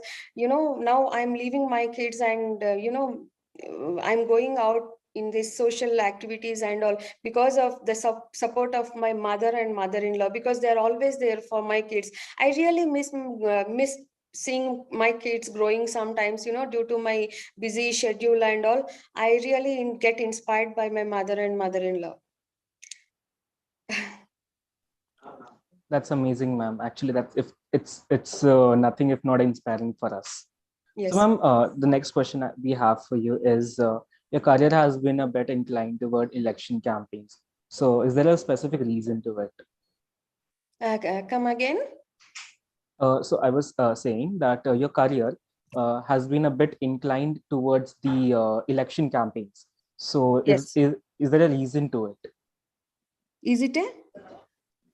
So, ma'am, could you tell us the reason why your career is a bit inclined towards election campaigns? Not inclined towards election campaigns. I would say that from there my career has started. During campaigning, I got to visit different people and talk to them and know the people, understand what is going on in the society. It gave me a different aspect of the, which I really don't know before. It gave me a platform to get to know the people. Okay, ma'am. So, ma'am, the next question we have for you is, yeah, we all have heard of the infamous Plan B. So, if you would have not chosen this career path, so what would you have? What would it have been? I would have continued my software career. I would have done MS or PhD in artificial intelligence. That was my dream actually. But right now, my career has totally shifted to politics. Okay, ma'am. We and the audience can definitely imagine you as such. Thank you. So, ma'am, so as tradition continues, we should do. So, our last question would be, so, ma'am, what is next for you? Next, definitely, actually, in other professions, if people are working for promotions or next level of jobs, people appreciate. But in politics, if I say I am working towards my next level, I want a promotion, I want to contest for next assembly elections, I want to be MLA or something, people think that I am greedy. But I don't understand what is the difference when you're working hard, when you have, you want to make a difference in your profession, you want to grow in your profession. There's nothing wrong, you grow up in your profession, right? Definitely, ma'am. So according to me, being ambitious is not being greedy. Being ambitious is at least looking forward that you look forward to your future, having a brighter future. So being ambitious is definitely not greedy. Thank you so much. Thank you. Yeah. So ma'am, that's amazing, and we wish you all the luck for it. And thank you, ma'am, for these enticing and insightful words, and for your valuable time. Thank you. If you guys want to know more about Jyotsna ma'am's, you can find that more information on her social media handles, and social media handles are visible to you all.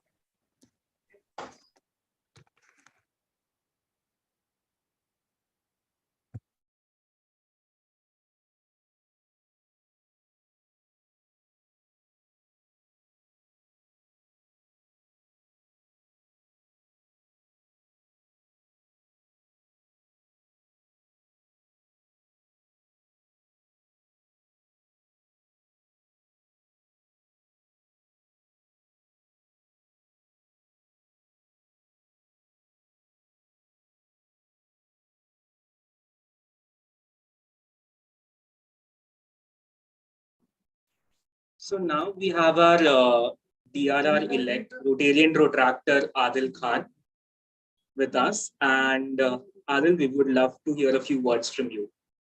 Over to you, Adil. All right, just a moment.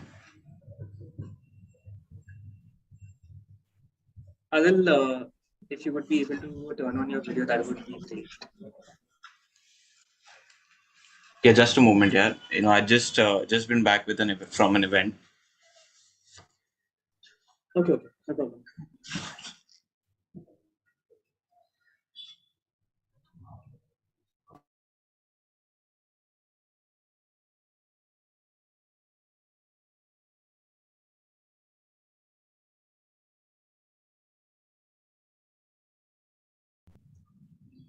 All right, yes. I'll be really apologies with regards to the camera. All right, I'll have to speak in like this because right now again I'm not at a place where I'll be able to again switch on the camera. But then again, a wonderful job here. Clubs taking ahead a next think tank. A step ahead with regards to things that the district has already had a vision with. And I see that we have our district directors also over here supporting the whole clubs with regards to things that have been going on. So superb job on that, and I really wish all the very best. The presidents have been doing a really wonderful job with regards to coordinating for each and everything. They have not missed out on any chance with regards to any invitation that has gone by. So kudos to the whole team. You have been doing really a wonderful job. The speakers that we have lined up is really amazing. Um, someone I was just listening to Jyotsna ma'am as well. So it was really good and inspiring to hear some motivating words from her. And thank you so much for inviting me over here. Vamos, guys. Vamos, Adil. So now we have our district joint professional development directors here. So next, I would like to call upon Rotarian Anvi Shetty. Rotractor Anvi Shetty.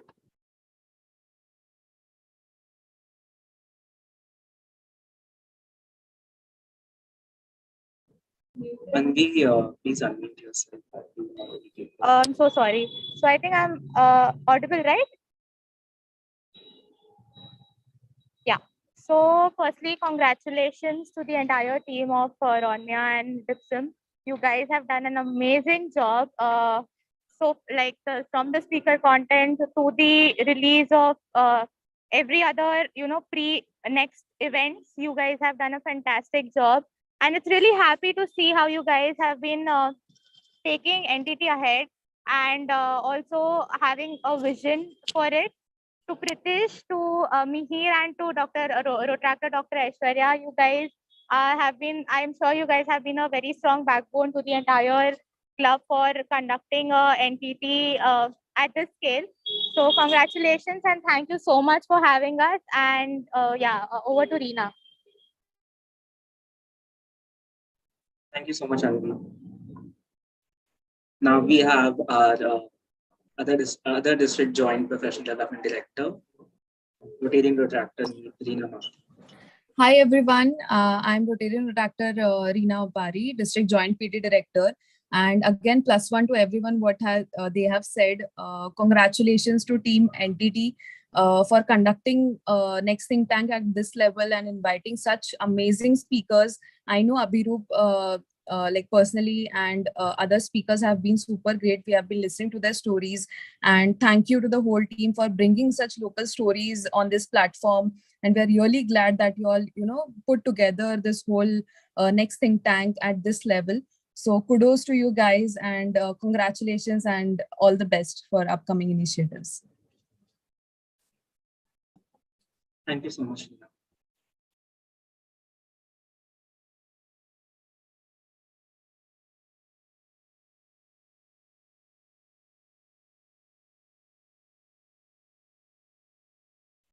Now we have a cause partner.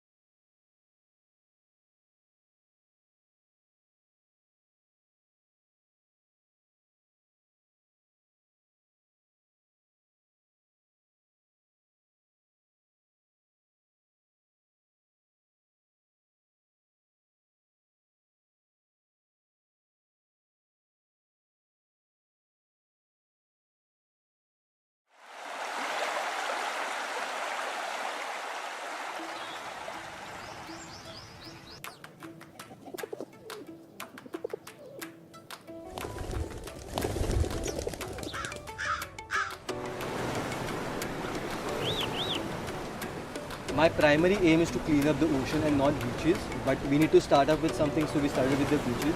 So there is a lack of belonging towards our beaches, towards our nation, that the citizens think that it is not their duty, it is the duty of the corporation, but I think it's a collective effort. I had a conversation with my mother regarding the beaches in Mumbai. She was the one who initiated and she was the one who motivated me to start this whole initiative. We wanted some name that we would, connect with the youth and there should be curiosity. Hence we came up with Beach Please. So Beach Please means we need to really focus on our beaches. And if you see, our logo is a wayfarer. So it means you come down on the beach, chill around, as well at the same time clean the beach. That is what we believe in. Place where we have a cleanup at Dadar, it's called Chaitya Bhumi. So it's a religious place. We have a cremation center here. So you find a lot of post-cremation rituals that take place. The waste that we dump in the ocean, 94% of it goes on the ocean bed, 5% of it comes back to the beach and 1% floats of it. So the Municipal Corporation of Greater Mumbai just provides us with the excavators and the trucks to collect away the waste. Rest, the materials required for a cleanup like gloves, face mask, water, and we need some tools as well, are all provided by me. We are funding the entire campaign for the past 1 year. The main problem that we faced was, one was finance obviously, the second was convincing people to come down on the beach. So we came up with an initiative like an event called Clean Coast Cup, which is India's first inter-college beach cleanup competition. So we have around 1300 students from more than 30 colleges across Mumbai participating. Every cleaner we collect around 8 to 9 tons of waste.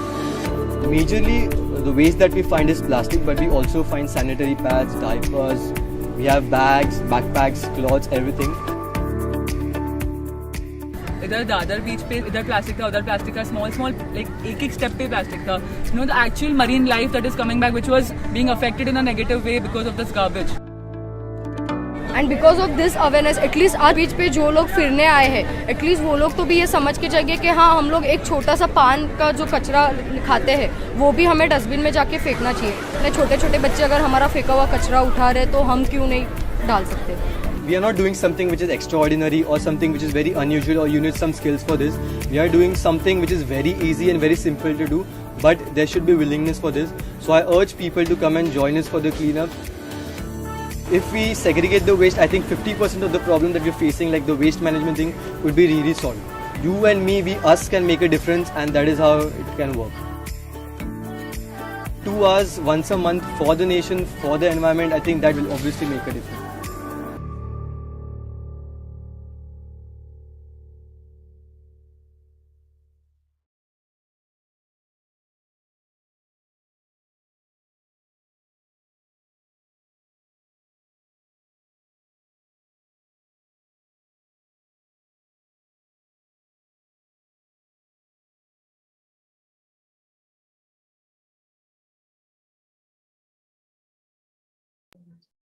Okay, hi guys. This is Rotarian Retractor Ramya Pillai here, President Rotaract Club of Navi Mumbai Industrial Area. So again, talking about our cause, Beach Please, Rotaract Club of Navi Mumbai Industrial Area has been collaborating with them since past 1 year. We have been actively involved in Meaty River cleanup and mangrove cleanup as well. And Beach Please is an organization which since past 3 years is working for this cause. And they are ones who actually get down on the ground level and work. So we request you all to donate for this cause. All the donations that we receive would be sent to them. And the founder Malhar Kalambe has been accredited by United Nations as well for this work. And if you have any doubts, please get in touch with us. On every weekend, that is on every Saturday and Sundays, they have their initiatives. If any of you want to volunteer for the same, can follow them on Instagram. They upload their schedule 1 week prior. Like on Saturdays, we have Meaty River cleanup, which happens at Mahim Causeway. And on Sundays, we have mangrove cleanup, which happens at Airoli Marine Biodiversity Center. Thank you so much. Now handing it over to the MCs.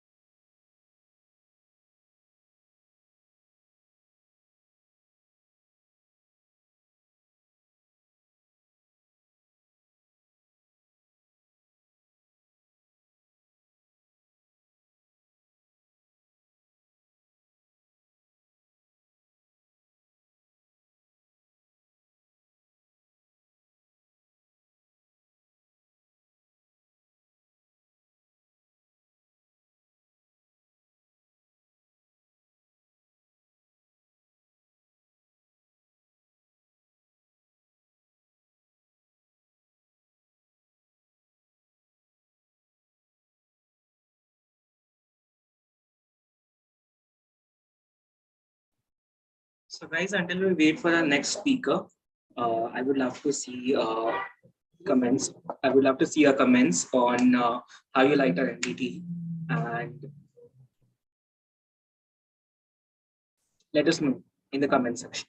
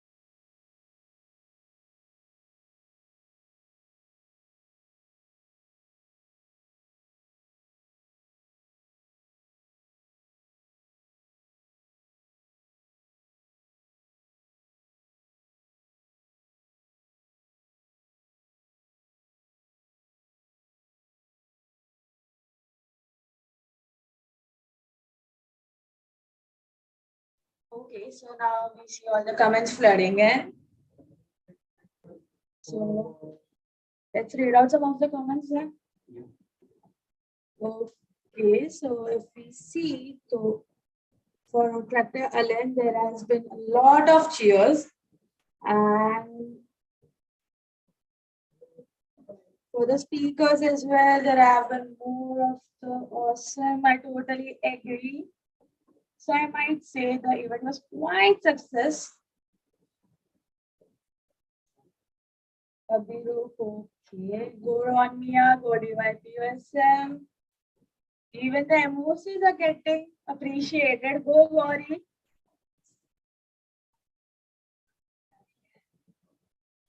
Thank you so much. I still see you guys are commenting. Okay, well done, guys. So good. Awesome. Again, I see a lot of emojis. Oh my god. This is really great, guys. You don't know how much it means to us. Great. It means a lot to us that you guys are actually been here the whole time. We see there's comments going on since the event has started. Even the speakers, there were so many of comments for the speakers as well. You love them, I guess. Oh my god. Okay, so guys, don't leave, just stay and hang on with us.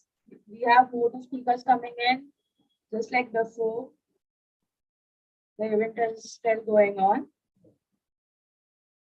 And you're absolutely gonna love these upcoming speakers as much as you love the previous ones. So guys, can you just comment which part of the event you liked most until now? Like, was it Corey's scripting? Was it us? What is Alan's performance? What was it exactly? Speakers? Or which was your favorite speaker? What part was it which you liked the most?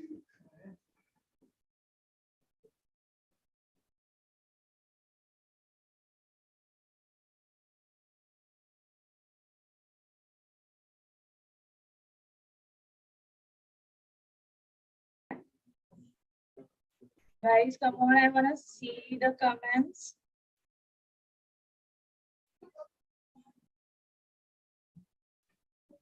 Can't wait for the next speaker. Okay. Yes, obviously, even we can't wait to carry on with the event. Yes. So, any guesses or just tell me which speaker do you want next, or which speaker are you actually waiting for?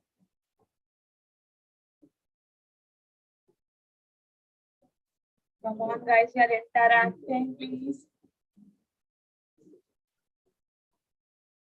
Okay. So, what part exactly? I see most of them like them.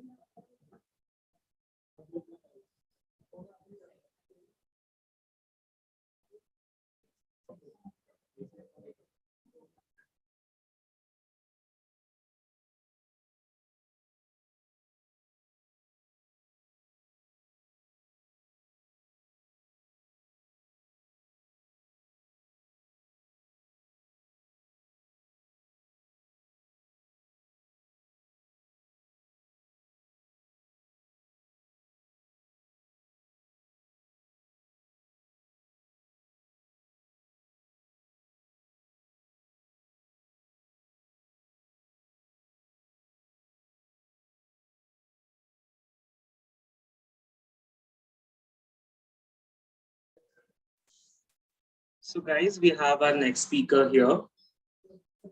So our next speaker is Kuntal Joisher. Kuntal Joisher combines the distinction of being an accomplished mountaineer, high-end computer science professional, as well as reputed nutrition and fitness coach. He is an alumnus of Vivekananda Institute of Technology, Mumbai, and USC with LB School of Engineering, Los Angeles. His insatiable passion for mountaineering has led him to climb mountain ranges across the world, including the Western Ghats near Mumbai, the northern ice cap in Chile, and the Nepalese and Indian Himalayas. Joisher has climbed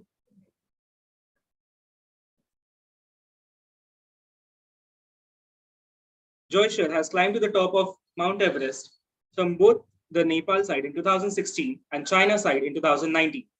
Apart from this, he has also climbed to the top of Mount Lhotse, fourth highest in the world, and Mount Manasalu, eighth highest in the world.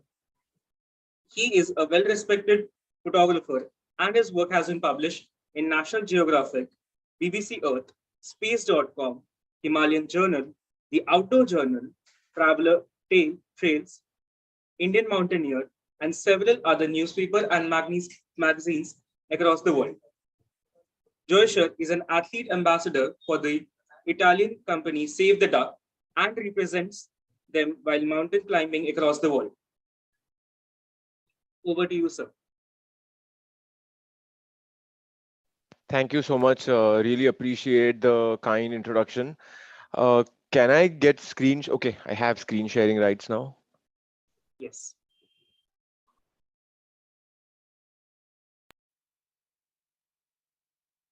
So hopefully you can see my screen.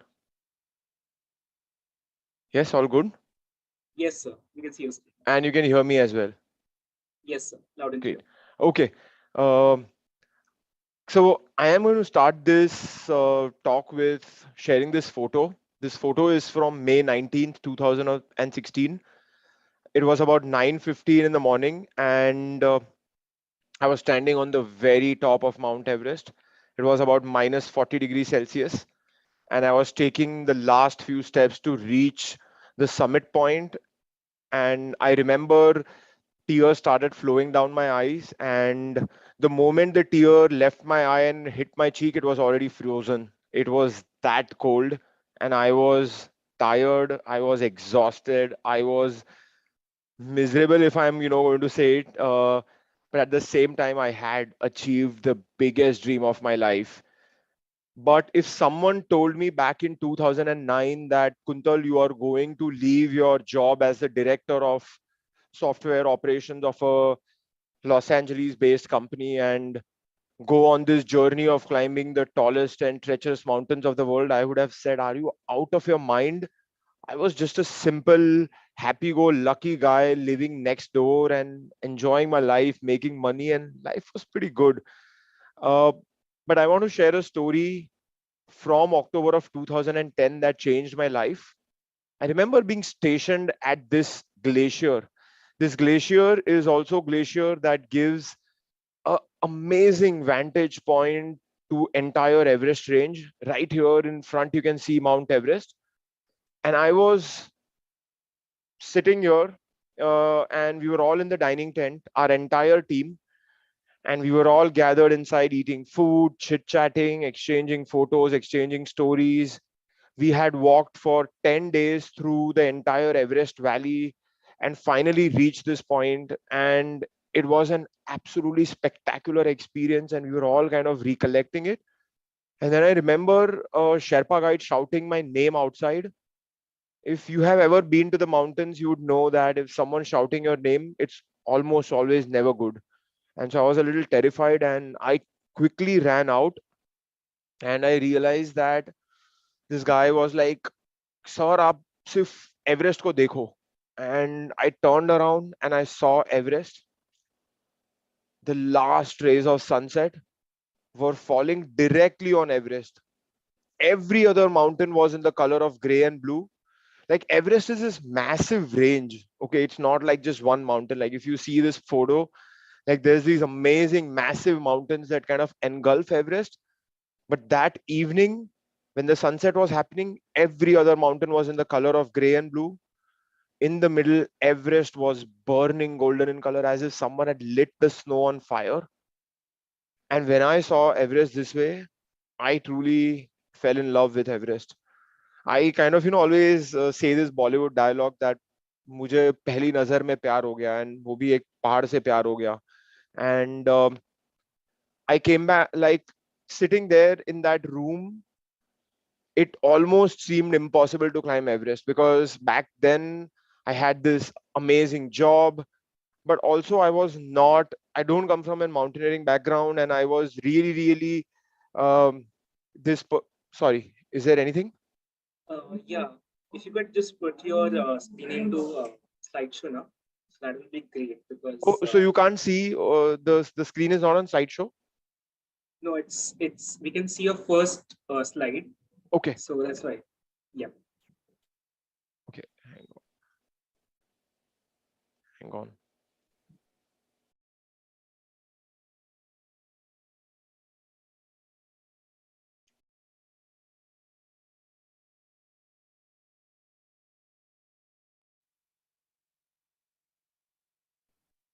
Yes, sir. Now it's now your slides are visible properly. Yeah, now much better. Yeah, much better. Thank you. Okay, so this is the photo I was talking about, if any of you weren't able to see it, but this is the sunset happening on Everest. And to be very frank, that evening when I was sitting in that dining tent, it seemed completely impossible to go and climb Everest, at least for my context and for my perspective. But I promised myself one thing, that I am going to climb Everest, and that I have found the biggest dream of my life. I have found the calling of my life. And I want to kind of take a pause here and kind of share one of the biggest takeaways of my life, and which was when I found my Everest, I found the passion and drive and the focus to go on a journey to relentlessly pursue that passion, relentlessly pursue that goal. And I truly believe that it all started with finding my Everest. So I want to take a step back and prod each one of you who have tuned in to take a step back to find what your Everest is. If you have an Everest in life, amazing. That is like awesome. You are already on the journey. But if you don't have an Everest in life, then please take a step back, figure out what that Everest is, and kickstart that journey. Go on that journey. I truly believe it will be as fruitful of a journey that it turned out for me. And it continues to be a fruitful journey for me. But also remember sitting in that dining tent and staring at the right hand side wall, which had a massive poster.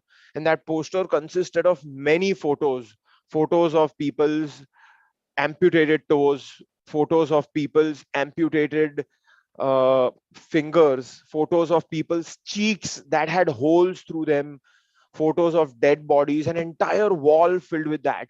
And I was a little bit shocked and even a little taken aback.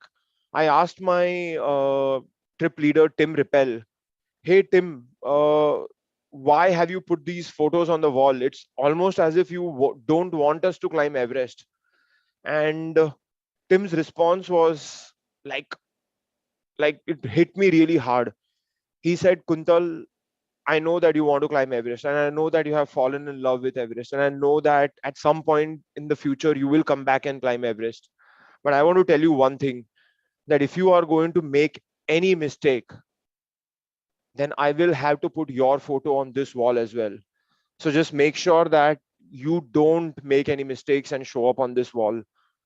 And then I also asked him this question, Tim, what's the secret behind climbing Mount Everest? Because I really want to understand, how can I start this journey? Yes, I have found my Everest, and this is great. This is awesome. I have all this passion and I have all this drive now to achieve my Everest. But how can I go about it? What's the secret? And I remember his answer also very well. He said, to climb to the top of the world, you need to build a top of the world mind, and you need to build a top of the world body. And it also struck me really hard that I neither had a top of the world mind and I neither had a top of the world body. And so it also meant that for the next 5 years, I went on a journey to build that top of the world mind and body. Now, I'm not going to go into the details of my training, but like kind of to give you an overview, I train 6 days a week, and that training involves climbing a lot of mountains. Training involves a lot of workouts in the gym. Training involves doing a lot of mental preparation. Training involves a lot of skill building. because as a mountaineer, I need to have the skill and I need to be a self-reliant climber. And above all, I need a lot of experience of climbing itself, climbing in wide variety of conditions.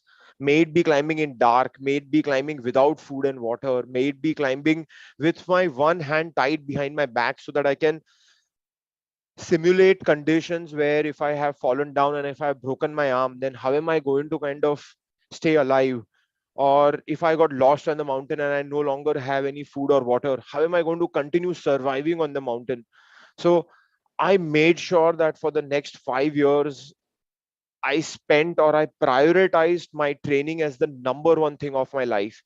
Because at the end of the day, I wanted to stay alive. And if I wanted to stay alive, I had to have that top of the world mind and body. I'm not saying I have the best body in the world or I have the best mind in the world. I'm just saying from my context, I had to just become a stronger, fitter, faster, better version of myself at the end of the day. So I'm just comparing myself to what I was from 10 years ago. I'm not comparing myself to some other climber or some random person that I met on the street. No, this is just me becoming a stronger and better version of myself. And that is a journey that I went on for about almost 5 years. I think by now that journey has like been running for about 12 years, and I think I've done 1,000+ treks easily in the Sahyadri of Mumbai.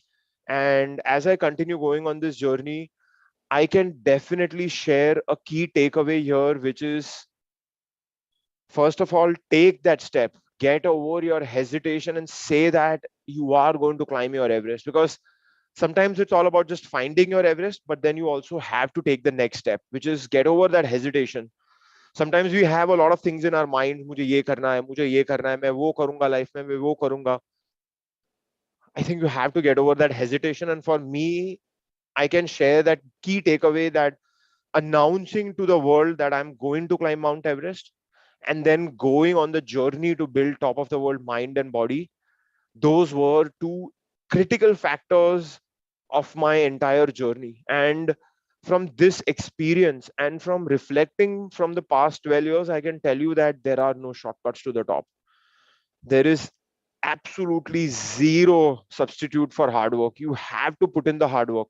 I'm not saying do donkey work. You can always find efficient ways of doing certain things.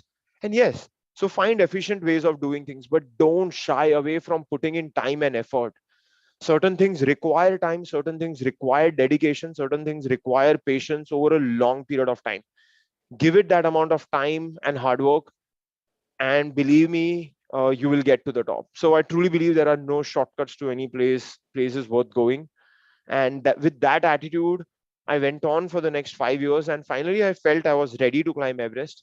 So I signed up to climb Everest in April of 2014. Unfortunately, my climb in April of 2014 was cancelled because 17 Sherpa guides lost their life in a massive accident in a section called the Khumbu Icefall on the mountain. The mountain was deemed highly unsafe that year. Expeditions were cancelled. We all had to turn around and come home. To give you folks an idea, it takes about 30 lakh rupees just to sign up for an Everest climb. And it also had taken me 5 years worth of hard work and training finally before I was ready to climb Everest. So it was almost as if my entire world and my dream came tumbling down in front of me, but I did not lose hope, stayed positive, stayed very, very optimistic. On the contrary, I trained very hard for one more year. I thought maybe mountain wants me to come in better shape, in better mindset. And I went back, trained really, really hard. This was April of 2015. Things really, really went fine. Everest is climbed in multiple stages. Stage 1 being you reaching the base camp. Stage 2, which takes about 30 to 35 days, where you let your bodies adjust to the various altitudes on the mountain. And then stage 3, where you climb to the mountain in one go, takes about 8 to 10 days. So it's net about a 55-day or a 60-day climb. And we had finished about 50% of stage 2, and we were all stationed at the base camp. And I remember at 11:55 on 25th April morning, Nepal was hit by a 7.9 magnitude earthquake, the largest to hit the country in a century. And we were bang in middle of that earthquake. We were at the base camp. The earthquake induced a massive avalanche that ripped through the entire base camp. I still remember coming face to face with that avalanche from left of the sky to the right of the sky. The entire sky was just filled with snow and ice, as if I was faced by a tsunami of snow and ice. But tsunamis are only 10 or 12 meters tall. This was infinite level kind of a tsunami and less than 3 seconds away from us. And in that moment, I did not think that I was going to die. I was actually very certain that I was going to die. And I will show you what happened next. This is what happened. This is the exact video of the avalanche. No! Fuck! Fuck! Fuck! Fuck!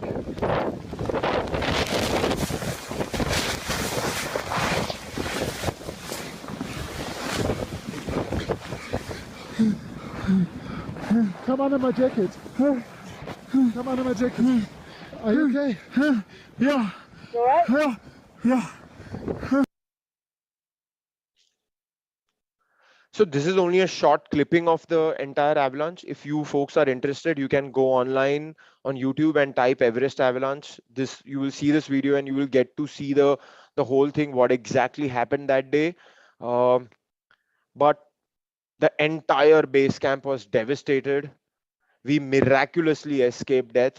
As you saw in the video, that I was struggling for air, I was struggling to stay alive, but luckily my teammate opened his jacket and he let me breathe inside his jacket, which still had ambient pockets of air to breathe in, and that's how kind of I survived. But 21 people died at the base camp, unfortunately, and more than 100 people were injured. I still remember being at the ER, the Emergency Rescue Center, which is a very small tent at the base camp, and dead bodies were being brought in. People, injured people were coming in. Someone's hand broken, someone's head smashed completely. I remember seeing this Japanese couple. The lady had her head smashed, and like there was skin and bones that I could see on her face, and there were highly gruesome injuries that we saw that afternoon. And then when we were able to get through to Kathmandu, we realized that 10,000 people had died and 5 lakh people were rendered homeless. It was no longer a mountaineering tragedy. It was a tragedy of unprecedented levels. It was a massive humanitarian tragedy. It did not make any sense to climb this mountain. Every bit of effort that the entire world and the country could put in, it had to be reviving the country from the earthquake. And we didn't want to climb that mountain. So we all kind of canceled our expeditions and we all turned around and we all went home. For me, I felt just one inconsequential year. I am not dead. I survived death. I can always come back the next year and climb this mountain. The mountain is not running away anywhere at the end of the day. But when I went home, a lot of people said, Kuntal, you don't have what it takes to climb this mountain. They said you went in 2014, you failed. You went in 2015 and you failed again. Why are you going back in 2016? Why are you putting your life at risk? Why are you spending all this money? Why are you going? Maybe you need to train harder. Maybe you can't climb it. Maybe you just don't have it. And a lot of people were telling me a lot of things. But believe me, the only thing that I was thinking was that if I gave up, then regrets for the rest of the life were only going to be mine. At the end of the day, this is my dream. This is my baby. Yes, I have failed. But if there is someone who I can back, it has to be myself. I have to back myself. I know that I have trained very hard for 6 years. I know I have the skill. I know I have the talent. I know I have the will to get on the top. And so I have to back myself. And I have to learn from these last 2 failures. There were a lot of learnings that I got from the failures. Need to become stronger and better version of myself yet again, and go back for the 3rd time and climb this mountain. And that is exactly what I did. I went back to climb this mountain in 2016 again. And as I described, there are 3 stages to climb the mountain. And I had finished stage 1. We had finished stage 2. We had also finished 90% of stage 3. We were stationed at Camp 4, which is at 26,000 feet. And at 9:30 in the night, my Sherpa, Mingma Tenzi Sherpa, and myself, both of us started our climb towards the top of Everest. After about 10 hours worth of climbing, I remember standing on this place. This is called the South Summit. And from here, the top of Everest is about 2 hours away. As you can see in this photo, the top of Everest is here. And we were just standing right here. And I knew that now I am going to make it to the top. I felt very, very strong internally. And yes, there was a traffic in front of me. And yes, there are unfortunately traffic jams on Everest. I never thought that there are traffic jams outside of Mumbai, but here I was on top of the tallest mountain on the world, and I was facing a traffic jam. My oxygen was running out. My life was on the line. And both Mingma and I took a quick strategic call where we did certain things and we were able to bypass all the traffic.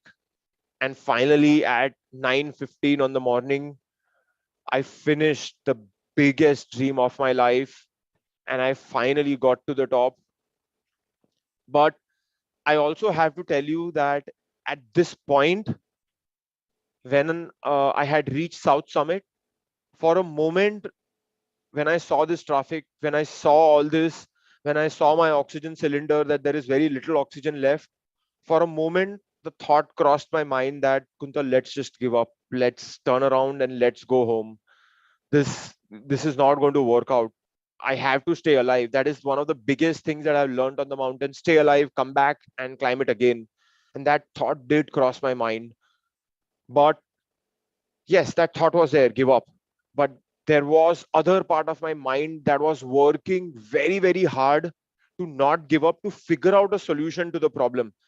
Giving up is always easy, don't get me wrong, and sometimes giving up is the smart thing to do, but sometimes working harder and figuring out solution to the problem, whatever that problem is, right? It could be a mental problem where I'm just battling my demons, or it could just be a potential problem of logistics on the mountain, or it could be wide range of issues. It could be bad weather, it could be bad health that I'm facing, lot of things that could be going wrong on the mountain. There is always a way out, there is always a solution there is, and it may be harder, but if you persevere and if you don't give up, you will find that solution. And I did that. I worked with my Sherpa that point. We did not give up, we continued on, we made it to the top, and we returned home safe and sound, with all my fingers, with all my toes, every body part intact. And I think this has to be one of the biggest takeaways of my life. If you have trained really, really hard, if you have put in all the effort you have, if you have put in all this amount of time, if you have stayed patient, if you have done everything that you can for your dream, I can tell you that don't give up. I did not give up. And for me, I realized that summit was just right around the corner. The top was right around the corner. As I reflect back upon the last 12 years of my life, every time I have had the thought of giving up, I have realized that summit was like 5 minutes away, or that top was like just, right there. And on the other hand, every time I have actually given up, I have also realized that I did not put in enough effort, that I did not do justice to that journey. So I do think it is important not to give up, and also keep at the back of your mind that if you do give up, it is not end of the world. There will always be more Everest to be climbed. There will always be more journeys to be gone on. The important thing is stay alive, keep finding newer Everest, and keep going and climbing newer Everests. Uh, I also do want to take like maybe 2-3 minutes and introduce all of you folks to my team. This is the guy who saved my life in 2015 earthquake. His name is Jost Kabush. Jost is a German mountaineer. And when that massive avalanche was happening and all everyone was thinking about was saving their life, this guy had the presence of mind to open his jacket, let me breathe inside his jacket, and save my life. And I will always be indebted to him for rest of my life for giving me a rebirth that afternoon, because Every single moment that I have spent since April 25th, 2015, I truly consider that as a bonus life, as a second chance, because I had actually said my prayers and I was ready to die. There was nowhere running from that avalanche. There was no escaping that avalanche. So just the fact that I'm alive and I'm sitting here and sharing my story with you folks, I'm just grateful that I'm alive, and I'm grateful that I have this second chance, and I'm grateful to have such amazing folks who have been part of my journey. And this is my mother, Bharti, and this is my wife, Dipti, two of the strongest women I know, without whose love, support, I would have never climbed to the top of Mount Everest, to be very frank. And finally, last but surely not the least, this is my Sherpa guide. His name is Mingma Tenzi Sherpa. Mingma and I have been climbing together for the last 8 years, and every single mountain that I have climbed in the last 8 years in the Nepal Himalaya has been with Mingma. And while I'm truly happy that I was invited to share my story on this platform, and I'm really glad that all of you folks have tuned in to listen into my story. But if there are any stars of my story, if there are any superstars, or if there are any true heroes of the Himalaya, it has to be these people. Right from finding the route on the mountain, to putting the ropes on the mountain, to cooking our food, to putting tents, to walking with us, to supporting us, to being with us on the very top of the mountains, to taking care of us. Mingma is my family away from home. He's my guide, he's my mentor, he's my partner, he's my friend, he's my brother, he's my sister. He becomes my father when it needs to, he becomes my mother when he needs to. He does everything for me. He's my family. And I'm truly grateful for this camaraderie. I'm truly grateful for this partnership. And I'm truly grateful for what role Mingma has played in my life, and keeping me safe and keeping me alive, and constantly challenging me and inspiring me to be the best version of myself. Uh, and I truly believe they are the real heroes and superstars of the Himalaya. So one of the biggest takeaways from my life is, on any impossible looking journey like Everest, yes, it is find that Everest, go train, do the best you can, don't give up, learn from your failures. All of those things are great, but teamwork is super important. Surround yourself with people who can really help you get to the top, and make the journey very enjoyable, and make the journey very fruitful. And I'm truly grateful to have such amazing people who have been part of my journey. So with that, I kind of wanted to kind of segue into something completely different. Uh, this was like an overview of my journey and some of the big takeaways from my journey. I truly believe it all starts with finding your Everest, training for that Everest, facing the failures, facing the adversity, becoming stronger, becoming better, not giving up, using teamwork, and yes, achieving the biggest dream of your lives and climbing your Everest of your life. But there are also certain things that you can do on a day-to-day basis to help you set yourself up for success. And I'm quickly go through these every single point in this I do myself as much as possible on every single day. This has been something that has been part of who I am. I truly believe prioritizing sleep is something where it all starts from. Today, people unnecessarily or unfortunately ignore sleep because they are spending too much time on social media. They are spending too much time Netflixing. They are spending too much time doing assignments that are not going to help you in future, or they are spending too much time not planning or prioritizing well. You cannot compromise your sleep. All of you folks, you are tuning in, you are young. Yes, I understand. You are all young, you are all gung-ho, you are all like kind of, feeling, oh, if I sleep even 2 hours, no problems. I can always recover and I can always do great things. Let 10 years pass by, let 20 years pass by, and you will suddenly realize that sleep is hyper critical for your success. So I would say that please focus on 6 to 7 hours of quality sleep every night, and don't compromise on that. Like, if you kind of put this as part of your life, just one thing that you can do as part of your life, if you can prioritize your sleep, you will, set yourself up for great success. Focus on eating highly nutritious food as much as you can. Again, I understand that as students and as people who are going to get into like work environment, or already working and in fast paced life, I know eating nutritious meals can be tough, but please try and prioritize that. Stay hydrated, drink enough water through the day, move as much as possible. 6,000, 8,000, 10,000 steps, anything, to be very frank, anything is better than 0 steps. 2,000 steps is better than 0 steps. Consequently, 4,000 steps is better than 2,000 steps. Anything that you can do better than yesterday, that will add and will pay dividends over a period of time. And two things: if you can, strength train and take care of your bones, take care of your muscles, take care of your overall body. That will be awesome. And do not forget cardio exercises, because heart is the most important muscle. And it, both of these, strength training and cardio training, will contribute to your quality of your life and will set you up for great success in whatever dreams you have even today. But I think the biggest thing here is, with anything in life, with anything and everything in life, don't have an all or nothing mentality. Oh, someone said that I need to work 5 times a week.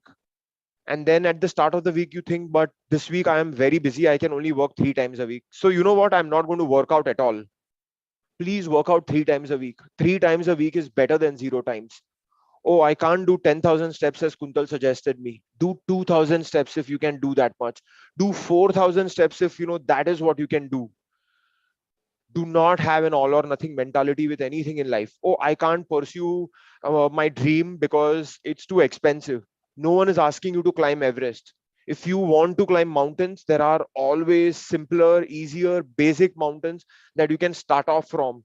Who knows what's going to happen in future, and you may find a sponsorship. You may make enough money to fund your own Everest, right?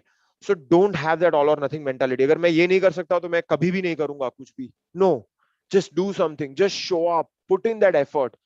Every day you put in a little bit, little bit, and over a period of time, suddenly you realize that the compounding effect of all that effort is going to be awesome. You are going to be stronger. You are going to be better, and you will climb to the top of your Everest. So with that, I would kind of like to end my talk.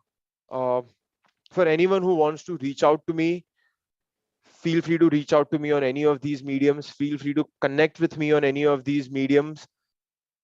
I am more than happy to interact with you folks. And if you have any questions, I'm happy to answer right now, or you can always even ask me offline on any of these mediums.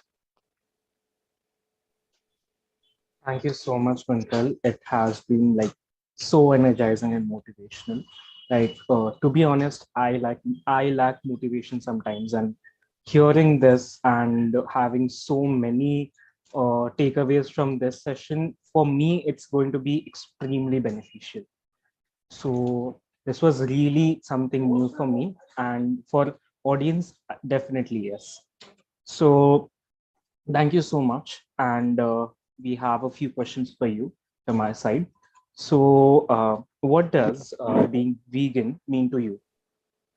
So I did not touch upon the vegan journey at all during my talk, but to let everyone know, I am a vegan. I have been a vegan for 19 years. And for everyone who doesn't know who a vegan is someone who's a vegetarian, but someone who does not consume any animal products: milk, butter, ghee, doodh, dahi, cheese, paneer, anything that comes from an animal, or for example, wool, leather, feather jackets, or anything which is an animal product. I don't consume it.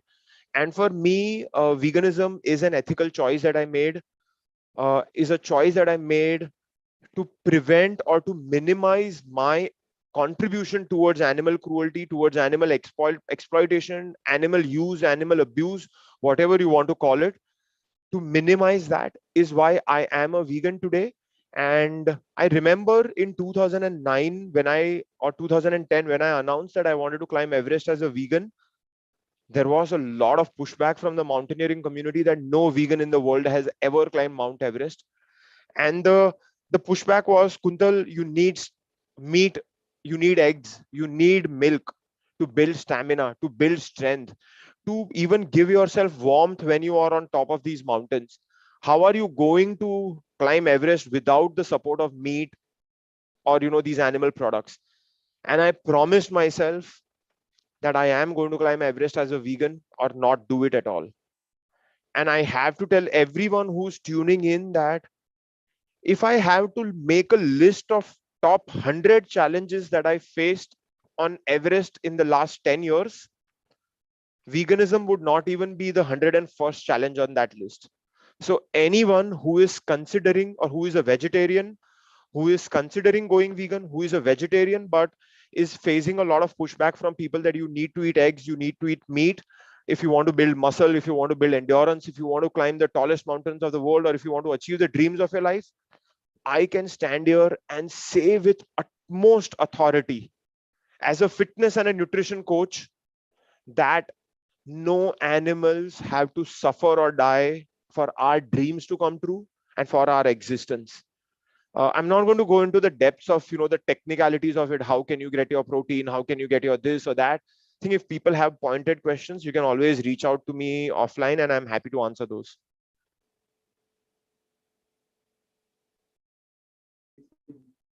That is something really we need to know, and that is something new for everyone. And thank you so much for putting it out. Next, I would like to ask you, how was your experience? No, sorry. How would you put your experience at the top in one sentence? In one sentence, I would say complete gratitude towards my Sherpa guide, Mingma Tenzi Sherpa. Complete gratitude towards the mountain for allowing me to reach the summit, for allowing me to spend all that time on the top. And complete gratitude towards my wife and my mother for all the sacrifices they have done in the last 10 years so that I could achieve the biggest dream of my life. And on top of Everest, I had a satellite phone, so I called my dad from the top.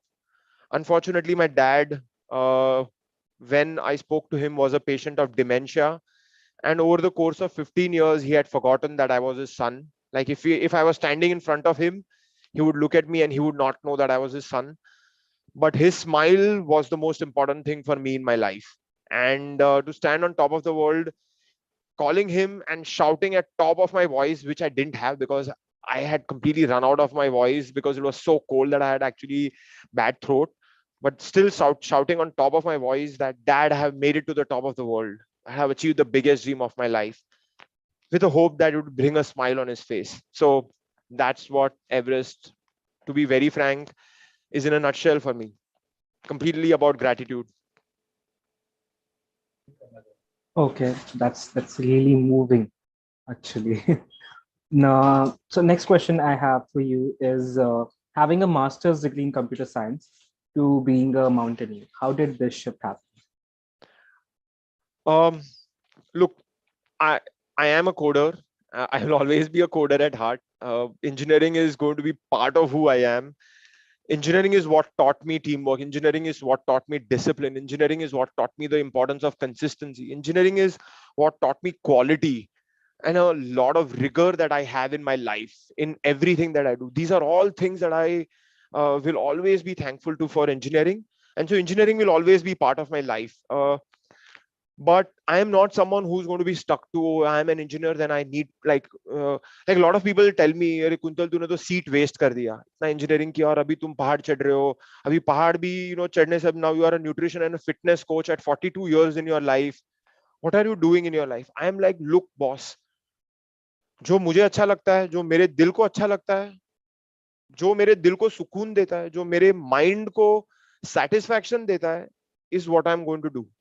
And I have, as a privileged person, a lot of us are privileged people, right? I'm sitting on this Zoom call in an AC room talking to all of you folks. I am a privileged person, to be very frank. So if I have the option or an opportunity to do what I love, and then if I'm wasting away that opportunity, I don't know. I don't think that is justice to my life. So I do what I love. I love engineering. I love climbing mountains, and I love coaching and mentoring people around their fitness and nutrition. And I am going through these various journeys in life. That does not mean I'm no longer an engineer. I can definitely bring in my engineering skills in my nutrition coaching and my fitness coaching, right? Engineering is not just limited to हाँ तुम coding कर रहे हो या तुम plane बना रहे हो या तुम ये कर रहे हो या तुम वो कर रहे हो. Engineering is a mindset जो आप world के कोई भी field में use कर सकते हो. So मेरे लिए वो transition हुआ because I found a different Everest. My first Everest in life was coding, which I found at the age of or in 8th standard when I wrote the first piece of code back in 1993. वो मेरा पहला Everest था जिंदगी का. But that doesn't mean कि एक ही Everest के प्यार में पड़े रहो पूरी जिंदगी भर. और बहुत सारे एवरेस्ट है जिंदगी में चढ़ने के लिए और मुझे वो एवरेस्ट अच्छे लगे तो उन एवरेस्ट को मैं परस्यू करने चला गया. अब मैं और एक एवरेस्ट पे क्लाइम कर रहा हूँ जो मुझे अलग एवरेस्ट है मेरे जिंदगी का. Who knows, 10 years down the line I may find another Everest. I always keep my mind open. I always keep my like वो open mind रखता हूँ and go on this journey, enjoy this journey. I think life is too short to get caught up in any of this. If you are having fun and you are contributing back to the society and the community and having that sense of purpose, I think to me at least that's what matters.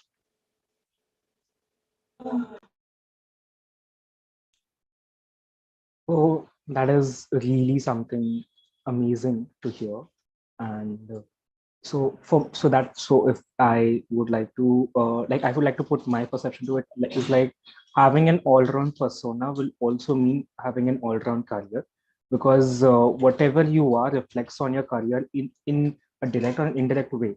So definitely this is something we audience and I should learn from you. Now we have our traditional question that we ask to all our speakers, and it's the main essence of our event.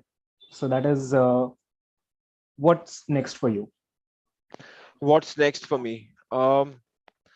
So Everest like goals, which are tangible goals.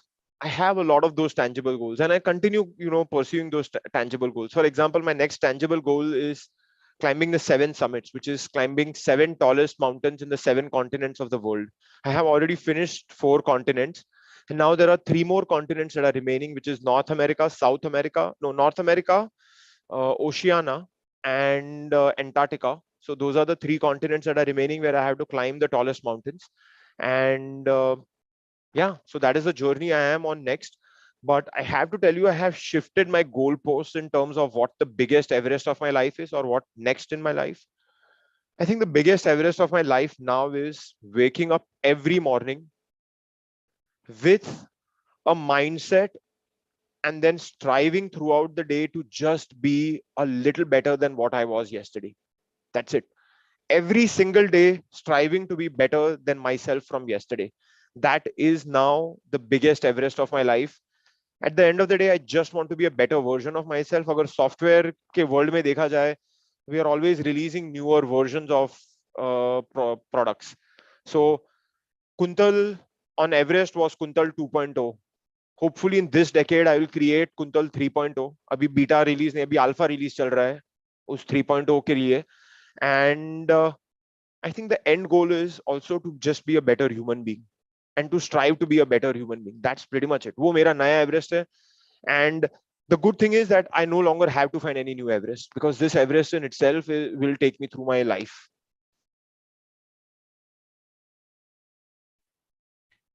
So to be honest, that's really motivational, and we cannot express how grateful we are that we have you here today. And we would like to thank you so much for your time and your presence over here. This was really amazing to have you. Thank you. Now I would like to call upon my president, Rotarian Retractor, Ramya Pillai.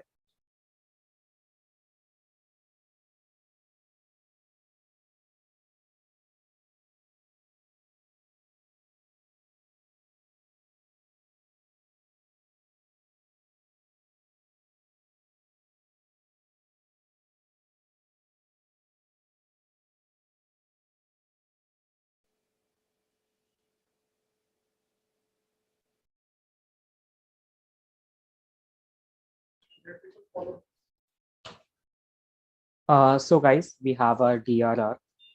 Rotarian Rotaractor Harish Swami. Hi, Harish.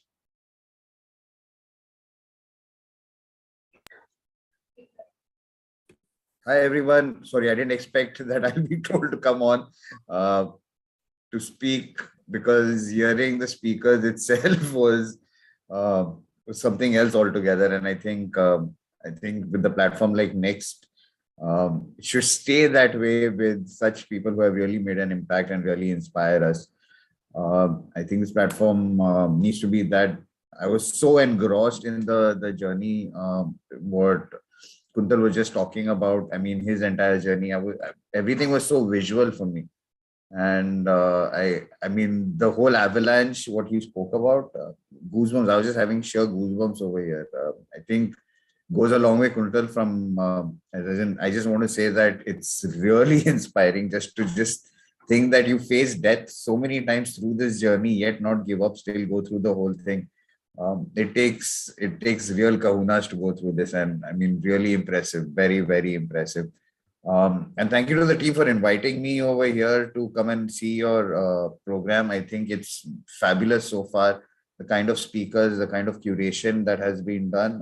Kudos to the Rotaract Club of Mumbai Industrial Area and the Rotaract Club of DY Patil University School of Management. I think you guys have done a fabulous job, very seamless with the entire streaming, because I saw it on YouTube as well before I logged in, separately from here. And I think you guys are doing a fabulous job. Keep doing this. I think it's the first next think tank for both the clubs. I hope this is the first of many. You guys keep doing such flawless think tanks, and all the very best for the rest of the show. Thank you so much for having me. Back to you, Bhavi. Go Harish!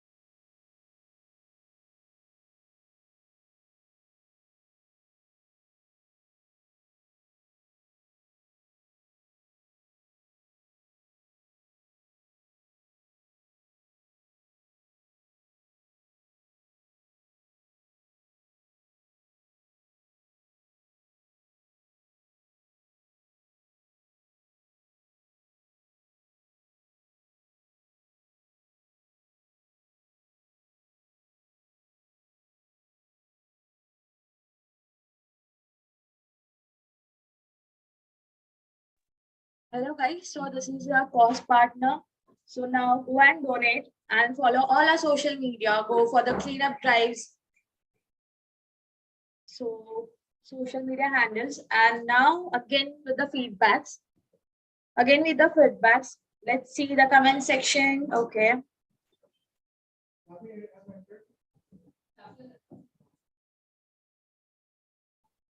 Okay.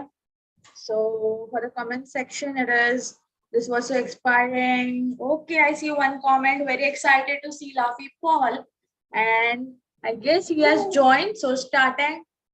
And first of all, I would like to thank Bhavik. And the last but not the least, speaker of the evening is Mr. Laughy Paul. He is a Bollywood actor and an international dancer. He made his debut in the Bollywood dance-based movie Jaikara. He has been titled Southern Sensation of India in 2021 because of his craze amongst his fans in the South. His debut Bollywood song Tenu Apna Bana Lena in Punjabi was released worldwide in 2019 and became a huge hit. Finally, his music video, Man Kafirana, was a blockbuster devoted to the Corona warrior, released worldwide and has nominated for many awards.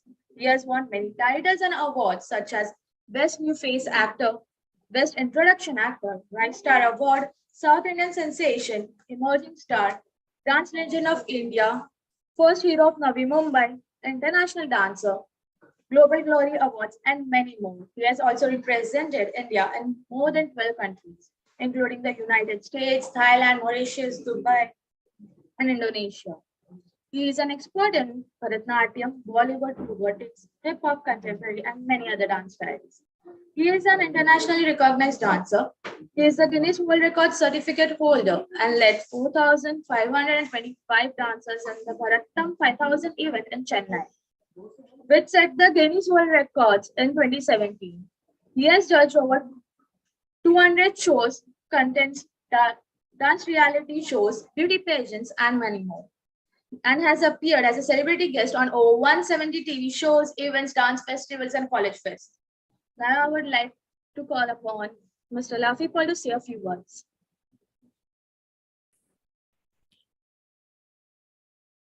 Okay, so hi, am I audible? Am I visible clearly?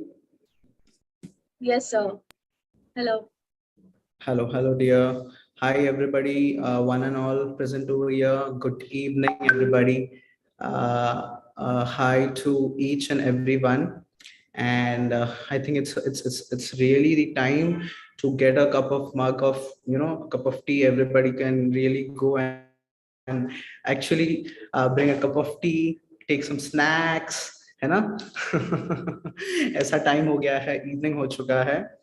Okay, so पहली बात तो ये कि कुछ लोग यहाँ पे like देखते होंगे कि अच्छा एक हो गया है, चलो दूसरे के लिए वेट कर रहे हैं. कुछ people, like some people would be like they might be waiting eagerly. Some people will be like एक बकवास मतलब करके चले गए, आप दूसरा बकवास करने के लिए पकाने के लिए आ गया हो. And कुछ people, some people would be like what's the name, like Laughy Paul. Okay, so is he a stand-up comedian? No, I am not a stand-up comedian. It's my original name. It's my original name, and I am not actually a stand-up comedian. But yeah, I'd really love to be one. Okay, because I love people laughing, smiling, and being happy everywhere. Okay, so I'd love to be one, but I'm not. Afsos ki baat hai. Okay, so thank you so much. First of all, I would love to thank each and everyone, whoever is watching, and thank the host, the beautiful host, and one more guy, the guy who was there, the handsome host too. And very big thanks to Rotaract Club of Navi Mumbai, DY Patil of management. So thank you so much for inviting me over here. First of all, sorry. And secondly, let's just start with a small story. है ना? बड़े बड़े शहरों में ऐसी छोटी छोटी बातें होती रहती हैं, तो छोटा छोटा स्टोरी भी बीच बीच में चलता है, होना चाहिए, right?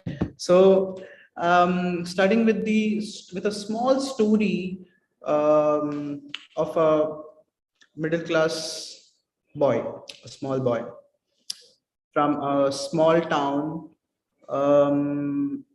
I don't know, like यहाँ पे I guess there might be people who are from all over India or all over the world too, but maximum I think सब Navi Mumbai के हैं, maximum Mumbai and Navi Mumbai.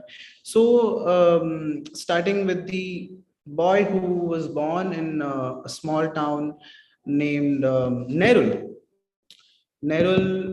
which is in Navi Mumbai. Okay, so which is in Navi, Mumbai, and the boy was born over here. He was brought up in Nerul, in Navi, Mumbai, and this boy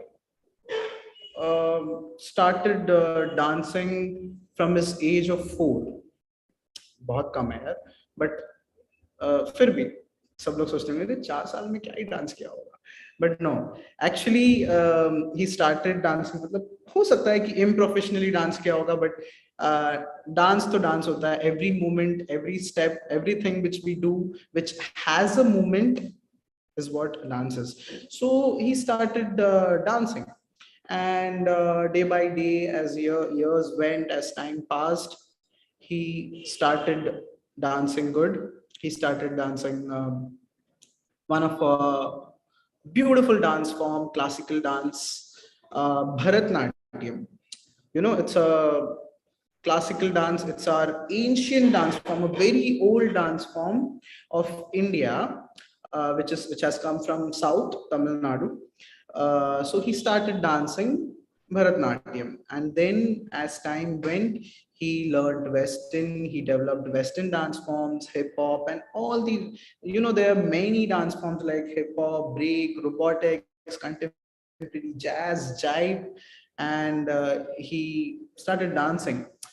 So I think when he was, when he was in ninth, or yeah, ninth. So सबको पता है कि यार ninth में तो पढ़ाई बहुत ज्यादा हैवी हो जाता है. हमें 8 तक पढ़ाया ही ऐसा जाता है कि बेटा 10th में आराम करो, 12th में आराम करो, लेकिन 9th और 11th में बहुत पढ़ाई करो, है ना.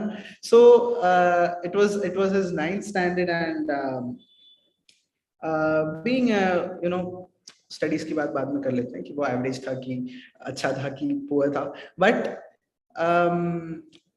being an average student, he started first of all he got an opportunity to perform internationally. So he was selected. उन्होंने काफी सारे उस लड़के ने काफी सारे ऑडिशंस वगैरह दिए, एंड काफी सारा बहुत स्ट्रगल किया, and he went to the final round, and he was selected from India, all India, to perform with his team at Bangkok.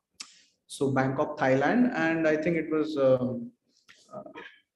a very big dance show, and our India won the first prize, and both in solo and in group, in both. And then afterwards, again he returned back. He came back to India, making our nation feel proud. He was on all the headlines like Times of India, all the big brand, all the news and everywhere.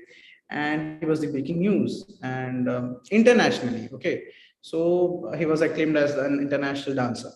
And then after that, next he went to Mauritius. So Mauritius was his next international performance, where he performed, and again he made our country feel proud with his team. And then thirdly, the biggest dance, dance championship, we can say. It's a very biggest dance festival in the world, named as WCF, World Children Festival, जो 5 साल में एक ही बार आता है, and more than 70 countries participate in it. So उसमें भी he was selected from all India, pan India, and he went there, he performed with his team, he performed. So that was a festival. So basically festival में कैसा होता है कि it's an open dance form, dance category, it has an open dance category. But even though क्या होता है कि जब फेस्टिवल होता है तो सब अपना अपना देश को रिप्रेजेंट करते हैं, अपने अपने देश को रिप्रेजेंट करते हैं. So he represented his Indian dance form. He danced, he showcased his Indian dance form, that was Bharatnatyam. So इतना अच्छा परफॉर्मेंस हुआ कि 70 कंट्रीज में वो बोलते हैं ना once more जो चलाते हैं, वो सिर्फ और सिर्फ उस टीम को मिला, उस परफॉर्मेंस को मिला. and उनको once more actually कराया गया next day. So the festival was of 2 days because 70 countries को एक साथ perform कराना one by one, it was a very big deal. So it was, it took 48 hours for the function to end up. So they performed, the guy and his troupe performed for the second day also.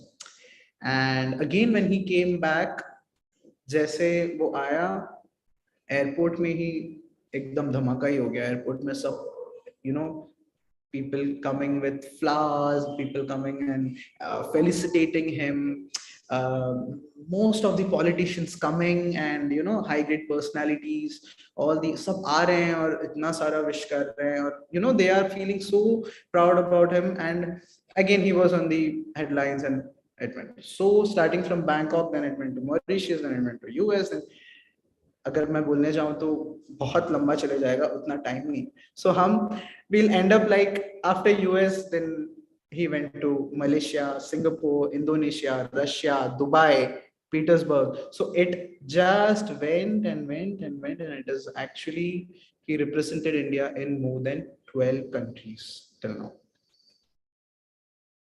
dancing both classical and Western dance styles and all the dance styles actually. And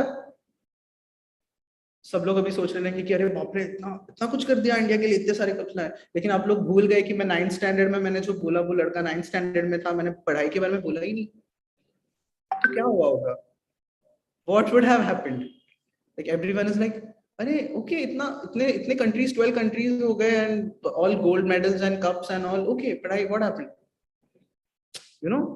He studied, but he struggled more, because एक ही time पे देखो, 2 पैर है, इसका मतलब ये नहीं कि हम 2 रास्ते में चल सकते हैं. अगर 2 पैर हो तो भी हम एक ही रास्ते में चल सकते हैं. Even then he struggled, he survived, he completed his studies, he did at the same time he did this thing also. अब ये तो हो गया उसके डांसिंग करियर के बारे में. Next, at the same time, I think when he was studying in 10th boards and all के time पे, once his dad came and told him, उस लड़के के पापा ने उसको बताया, उसको बोला कि बेटा तू हीरो जैसे दिखता है, you look like a hero. Hero का मतलब क्या हो गया? Personality, looks good, or actually a lead actor. Okay, so hero जैसे दिख. तो उस लड़के में ये सोच आया, he thought it again, like he was keeping on thinking about it. He went in front of the mirror,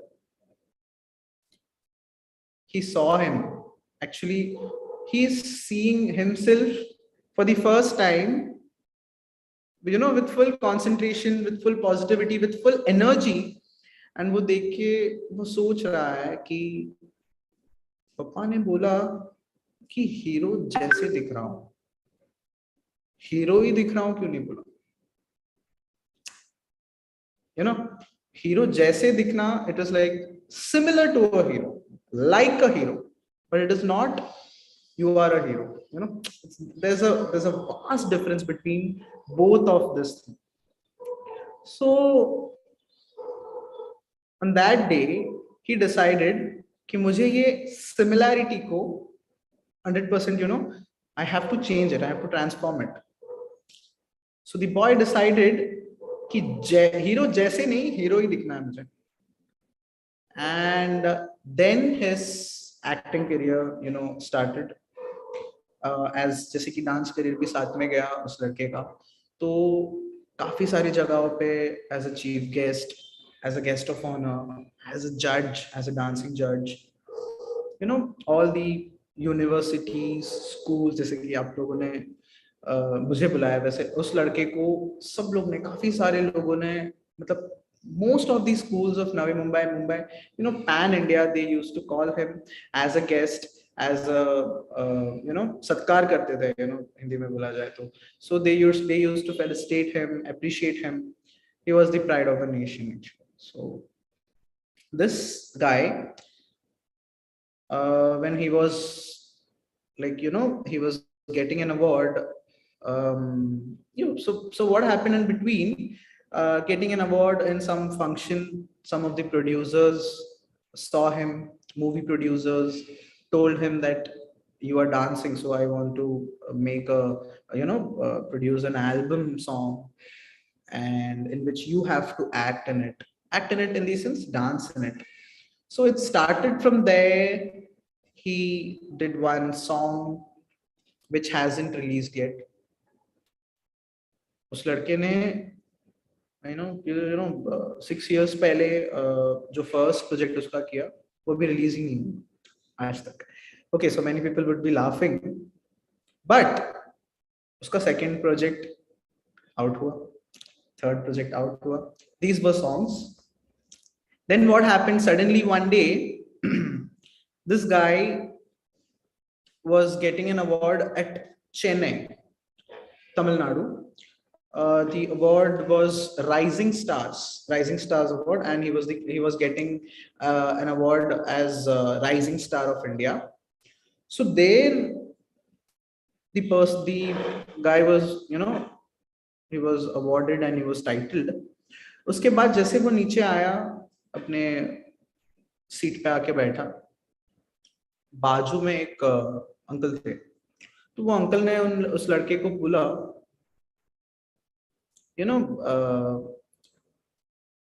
this is nice, but this look, the guy was actually, वो लड़का कोट सूट में वगैरह था, blazer वगैरह में, and with spikes and good beard and beard look and everything. So वो जो uncle थे उन्होंने बोला कि आप साउथ में एक्ट करोगे क्या, साउथ में आप एक्ट करोगे क्या. So the guy asked कि आप कौन हो, आप डायरेक्टर हो या प्रोड्यूसर हो या कौन. फिर the uncle man said, will you act? Just tell me, do you want to act? So this guy was, of course, man, because we all know कि पूरे worldwide में जो Collywood and Tollywood में जो आए हैं, they have actually created and made wonders. We all know that thing. So what happened is, sorry, what happened is he said, yes, of course, but tell me the story. So the man started saying the story. He said, cool story. And the story was a village-based story. Okay, so this guy said, sir, क्या बोल रहे हो, आपका story तो पूरा village based है, कोई मतलब गांव का कोई है, and there are many movies that which are actually जो urban areas में एकदम या फिर बहुत एकदम village areas में निकाला जाता है. So आप मेरा स्टाइल तो देख रहे हो, मैंने देखो कोट पहना है, मैंने स्पाइक्स रखा है, एंड आपने कैसे मतलब वो कैरेक्टर में मुझे देखा. What did the man do? He just took a cup of water. Okay, he poured it on the guy's head. वो लड़के के सर पे बाल पे डाल दिया, बाल पूरा नीचे आ गया.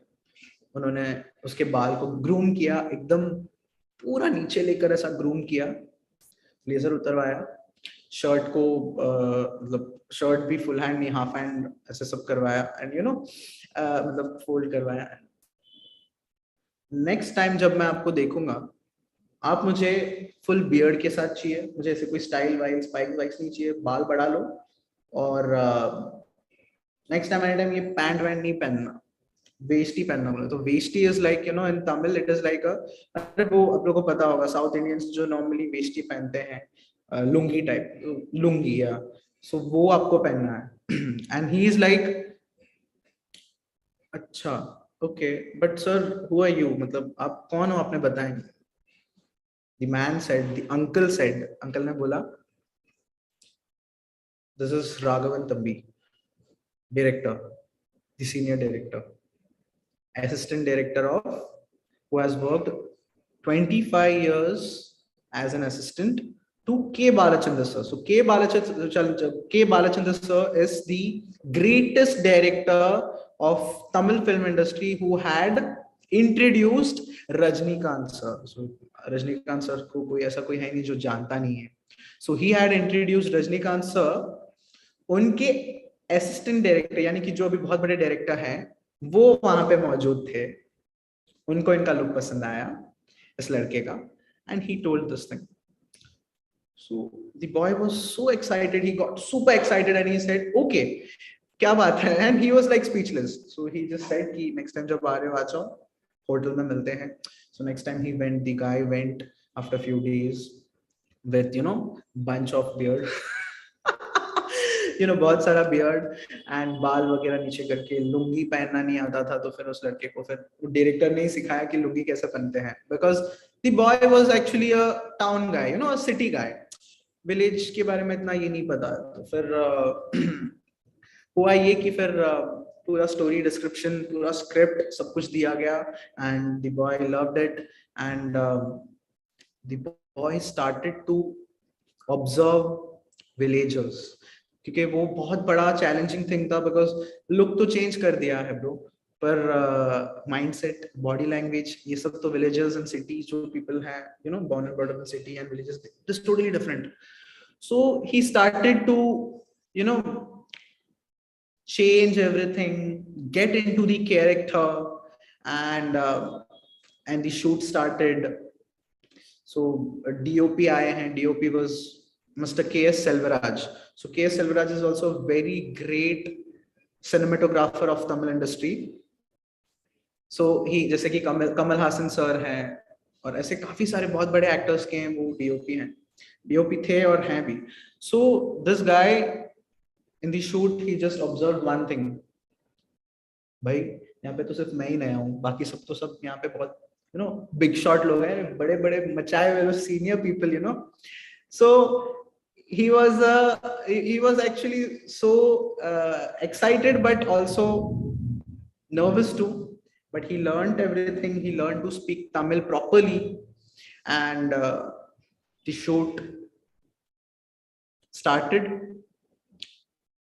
2 शेड्यूल हुआ एंड तीसरे शेड्यूल के एक दिन पहले लॉकडाउन लग जाता.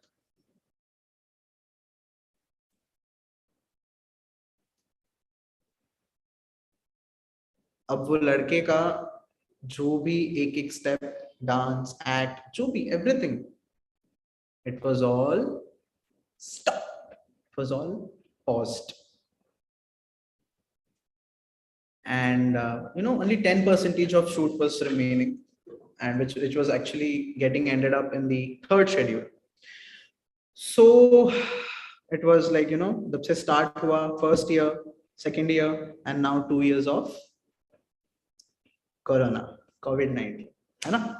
इंसानों को नहीं सारे बिजनेस को everything has got COVID-19 actually.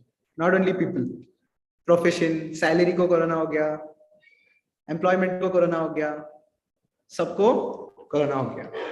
Theatres को कोरोना हो गया था, बंद हो गया था, मास्क पहन लिया था सबने. So this guy struggling for a movie, his debut movie, the film's name is Nada. It's a Tamil movie, of course. So Nada is a मतलब अभी सब लोग नाड़ा का मतलब क्या हो गया भाई सोचते रहेंगे. तो फिर Nada is a weapon in Tamil. Okay, तो वो मूवी जब देखोगे तभी पूरा टोटली समझेगा आप लोगों को. So this movie struggled from last 4 years, and this guy इसको हिंदी मूवीज के ऑफर्स आए बॉलीवुड में, तमिल मूवी के और भी एक तमिल मूवी का ऑफर आया, 2 मूवीज के ऑफर आए उस लड़के को. एंड उन्होंने सिर्फ ये बोला सर जैसे आपका नाड़ा मूवी का रिलीज डेट आ जाता है आपको हम साइन कर देंगे, consignment advance everything. But release date आया ही नहीं. रिलीज डेट को भी कोरोना आ गया, कोविड आ गया. सो दिस गाइस एवरीथिंग टूट गया. बट वो लड़के के पापा ने क्या कहा था मैंने आप लोगों को बताया. I told you what his dad said, but I never said what his mom said. You know, पापा ने तो बताया कि हाँ यार तू हीरो जैसा दिखता है.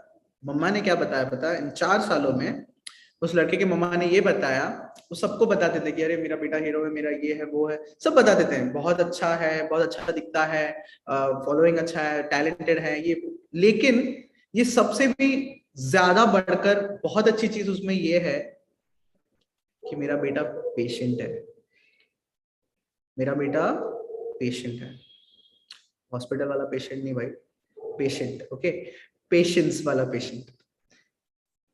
So that one thing which my dad said, which that guy's dad said, वहां तक लेके गया, और उसके मम्मा ने जो बोला वो यहां तक लेके आया.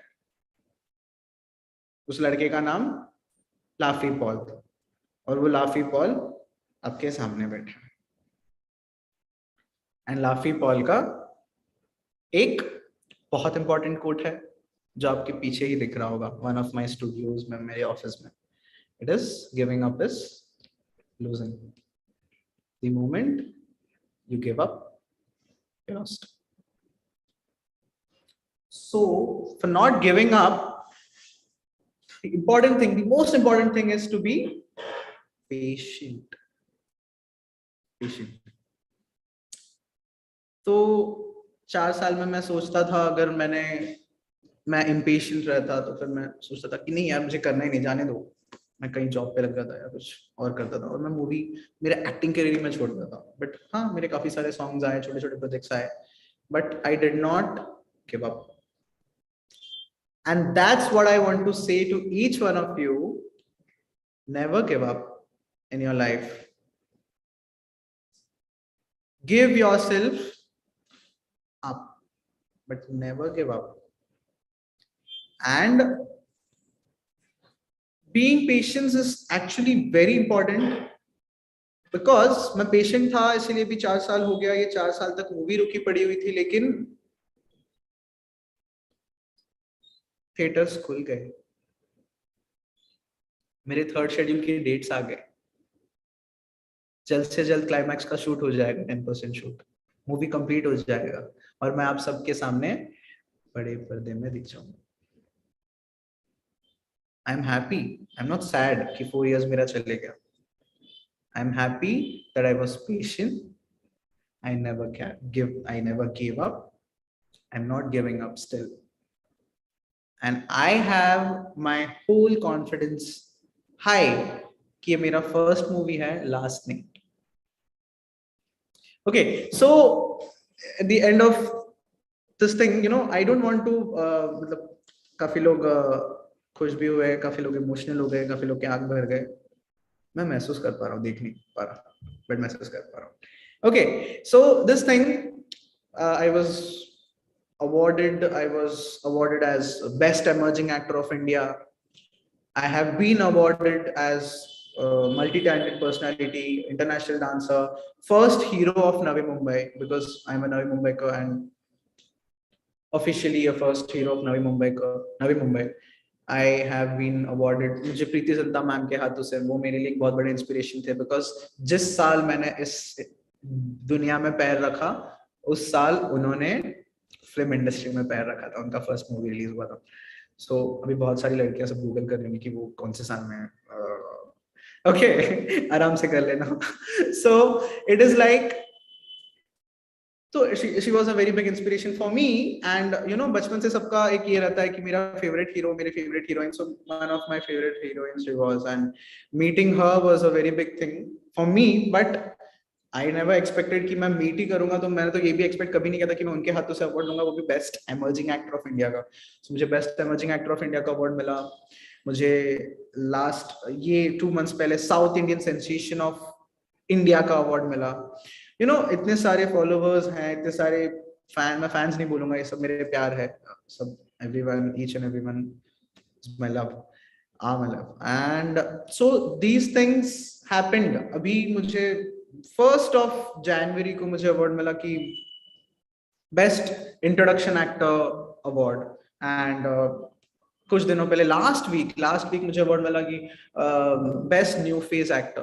अरे इतने अवार्ड मिल गए, एक्टर मूवी कहाँ है? लोग सब सोच रहे होंगे मूवी यहाँ है, आ जाएगा, जल्दी आ जाएगा। Stay tuned, be patient as I am, not only for the movie but in your life too. सब लोग अपने अपने लाइफ में बहुत पेशेंस रखो, कभी गिव अप मत करो, because being patient is the most important thing. Okay, and बोलने के लिए मैं बहुत सारा बोलते रह जाऊंगा। होस्ट आप मुझे रोक दो, होस्ट मेरे दोस्त रोक लोगे या फिर मैं बोलते रहूं? Should I continue? I guess the audience won't mind because the story you just said was so heart touching, and I totally agree with that being patient wala part, and the background you have is really awesome. I love that background. Thank you. And the quote as well. And actually, I had a lot of questions from myself and the audience, but your story completely covered it. Okay. Actually, it covered every part. So no, this is actually a very small part of my life. There is a 20 years का जो ये है वो मैं 20 years का नहीं हूँ मैं, but 20 years जितने मेरे दिमाग है, मतलब जितना मुझे maturity या फिर समझ आया है, so 20 years की चीज को मैं 20 minutes में I can't complete it. So this was just like acting and dancing career को लेकर, and one point I wanted to say which I expressed. So there are many points and many points को लेकर I can say, I don't want to actually boast about me or show off कि मुझे ये नहीं, मैंने मेरे life में ये किया है, वो किया है। मेरे लाइफ में मैंने कुछ तो किया है जिसके जरिए जो मेरे जरिए से आप तक आए and you implement in your life. And if I can help you guys with that small thing, I win. Okay. So as our tradition goes, I have a question for you, but actually you already answered it. So is there anything else? Like what's next for you? Next for me, it's an interesting thing. आप सबको पसंद आएगा. My next project, जो it was a suspense. चलो कोई बात नहीं. You have asked, so I'll reveal it. So my next project, it's an album song, a very big album song, which has been shot at India-Pakistan border. So it was a very challenging thing for me. It's a very, it is beautifully shot and many people are there in it. It's a very good and high level album song, I can say. The song's name is Tere Bin Sonia. TEREBINSONIY, Tere Bin Sonia, which will be like uska audio launch hone wala hai, I guess next week or in 10 days, within 10 days. And within a month, the song is also going to be released worldwide. So I hope you guys will like it, love it. That's it. No like, share, subscribe. वो मेरा बोलने का यही नहीं है. You will love it. And that's what I love it. That's it. Actually, it's a lovely name you have for the video, and I'm sure the video is going to be amazing. And I wish you all the best for it, and as well as the movie part. And thank you for your kind presence and valuable time you had. Thank you.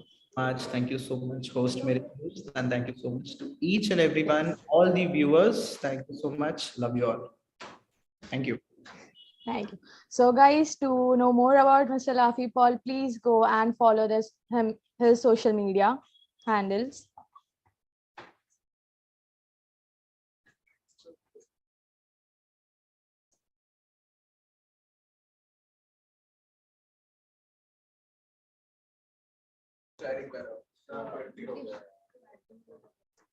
Finally, the time has come to bid goodbye.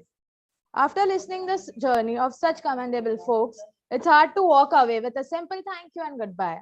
But after being inspired for the last few hours, it's time for you to act on what you determine is the end goal. Our success is only a result of our actions and efforts, and we hope this was just half the story. We thank our speakers for moving us with their words. Thank you for patiently listening and enjoying next think tank.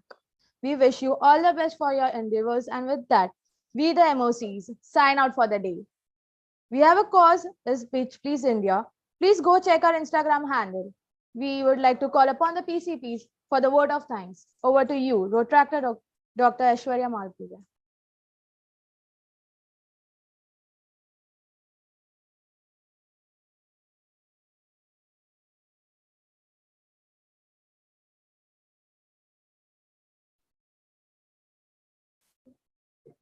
Hello everyone, myself Rotaractor Dr. Aishwarya Malpure.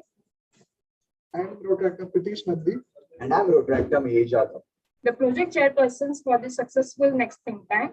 And I would like to present my vote of thanks. Firstly, a huge thanks and gratitude to our esteemed speakers for loads of inspiration and motivation. And we are grateful for your valuable time.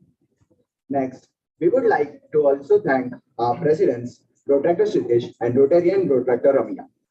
And we would also like to thank our organizing team for smoothly and successfully conducting this entity. And last but not the least, thanks to the audience for being with us throughout and making this event next think tank and splendid success indeed. Thank you so much, everyone. Thank you everyone for joining. Now I would request our president to call the meeting to adjourn.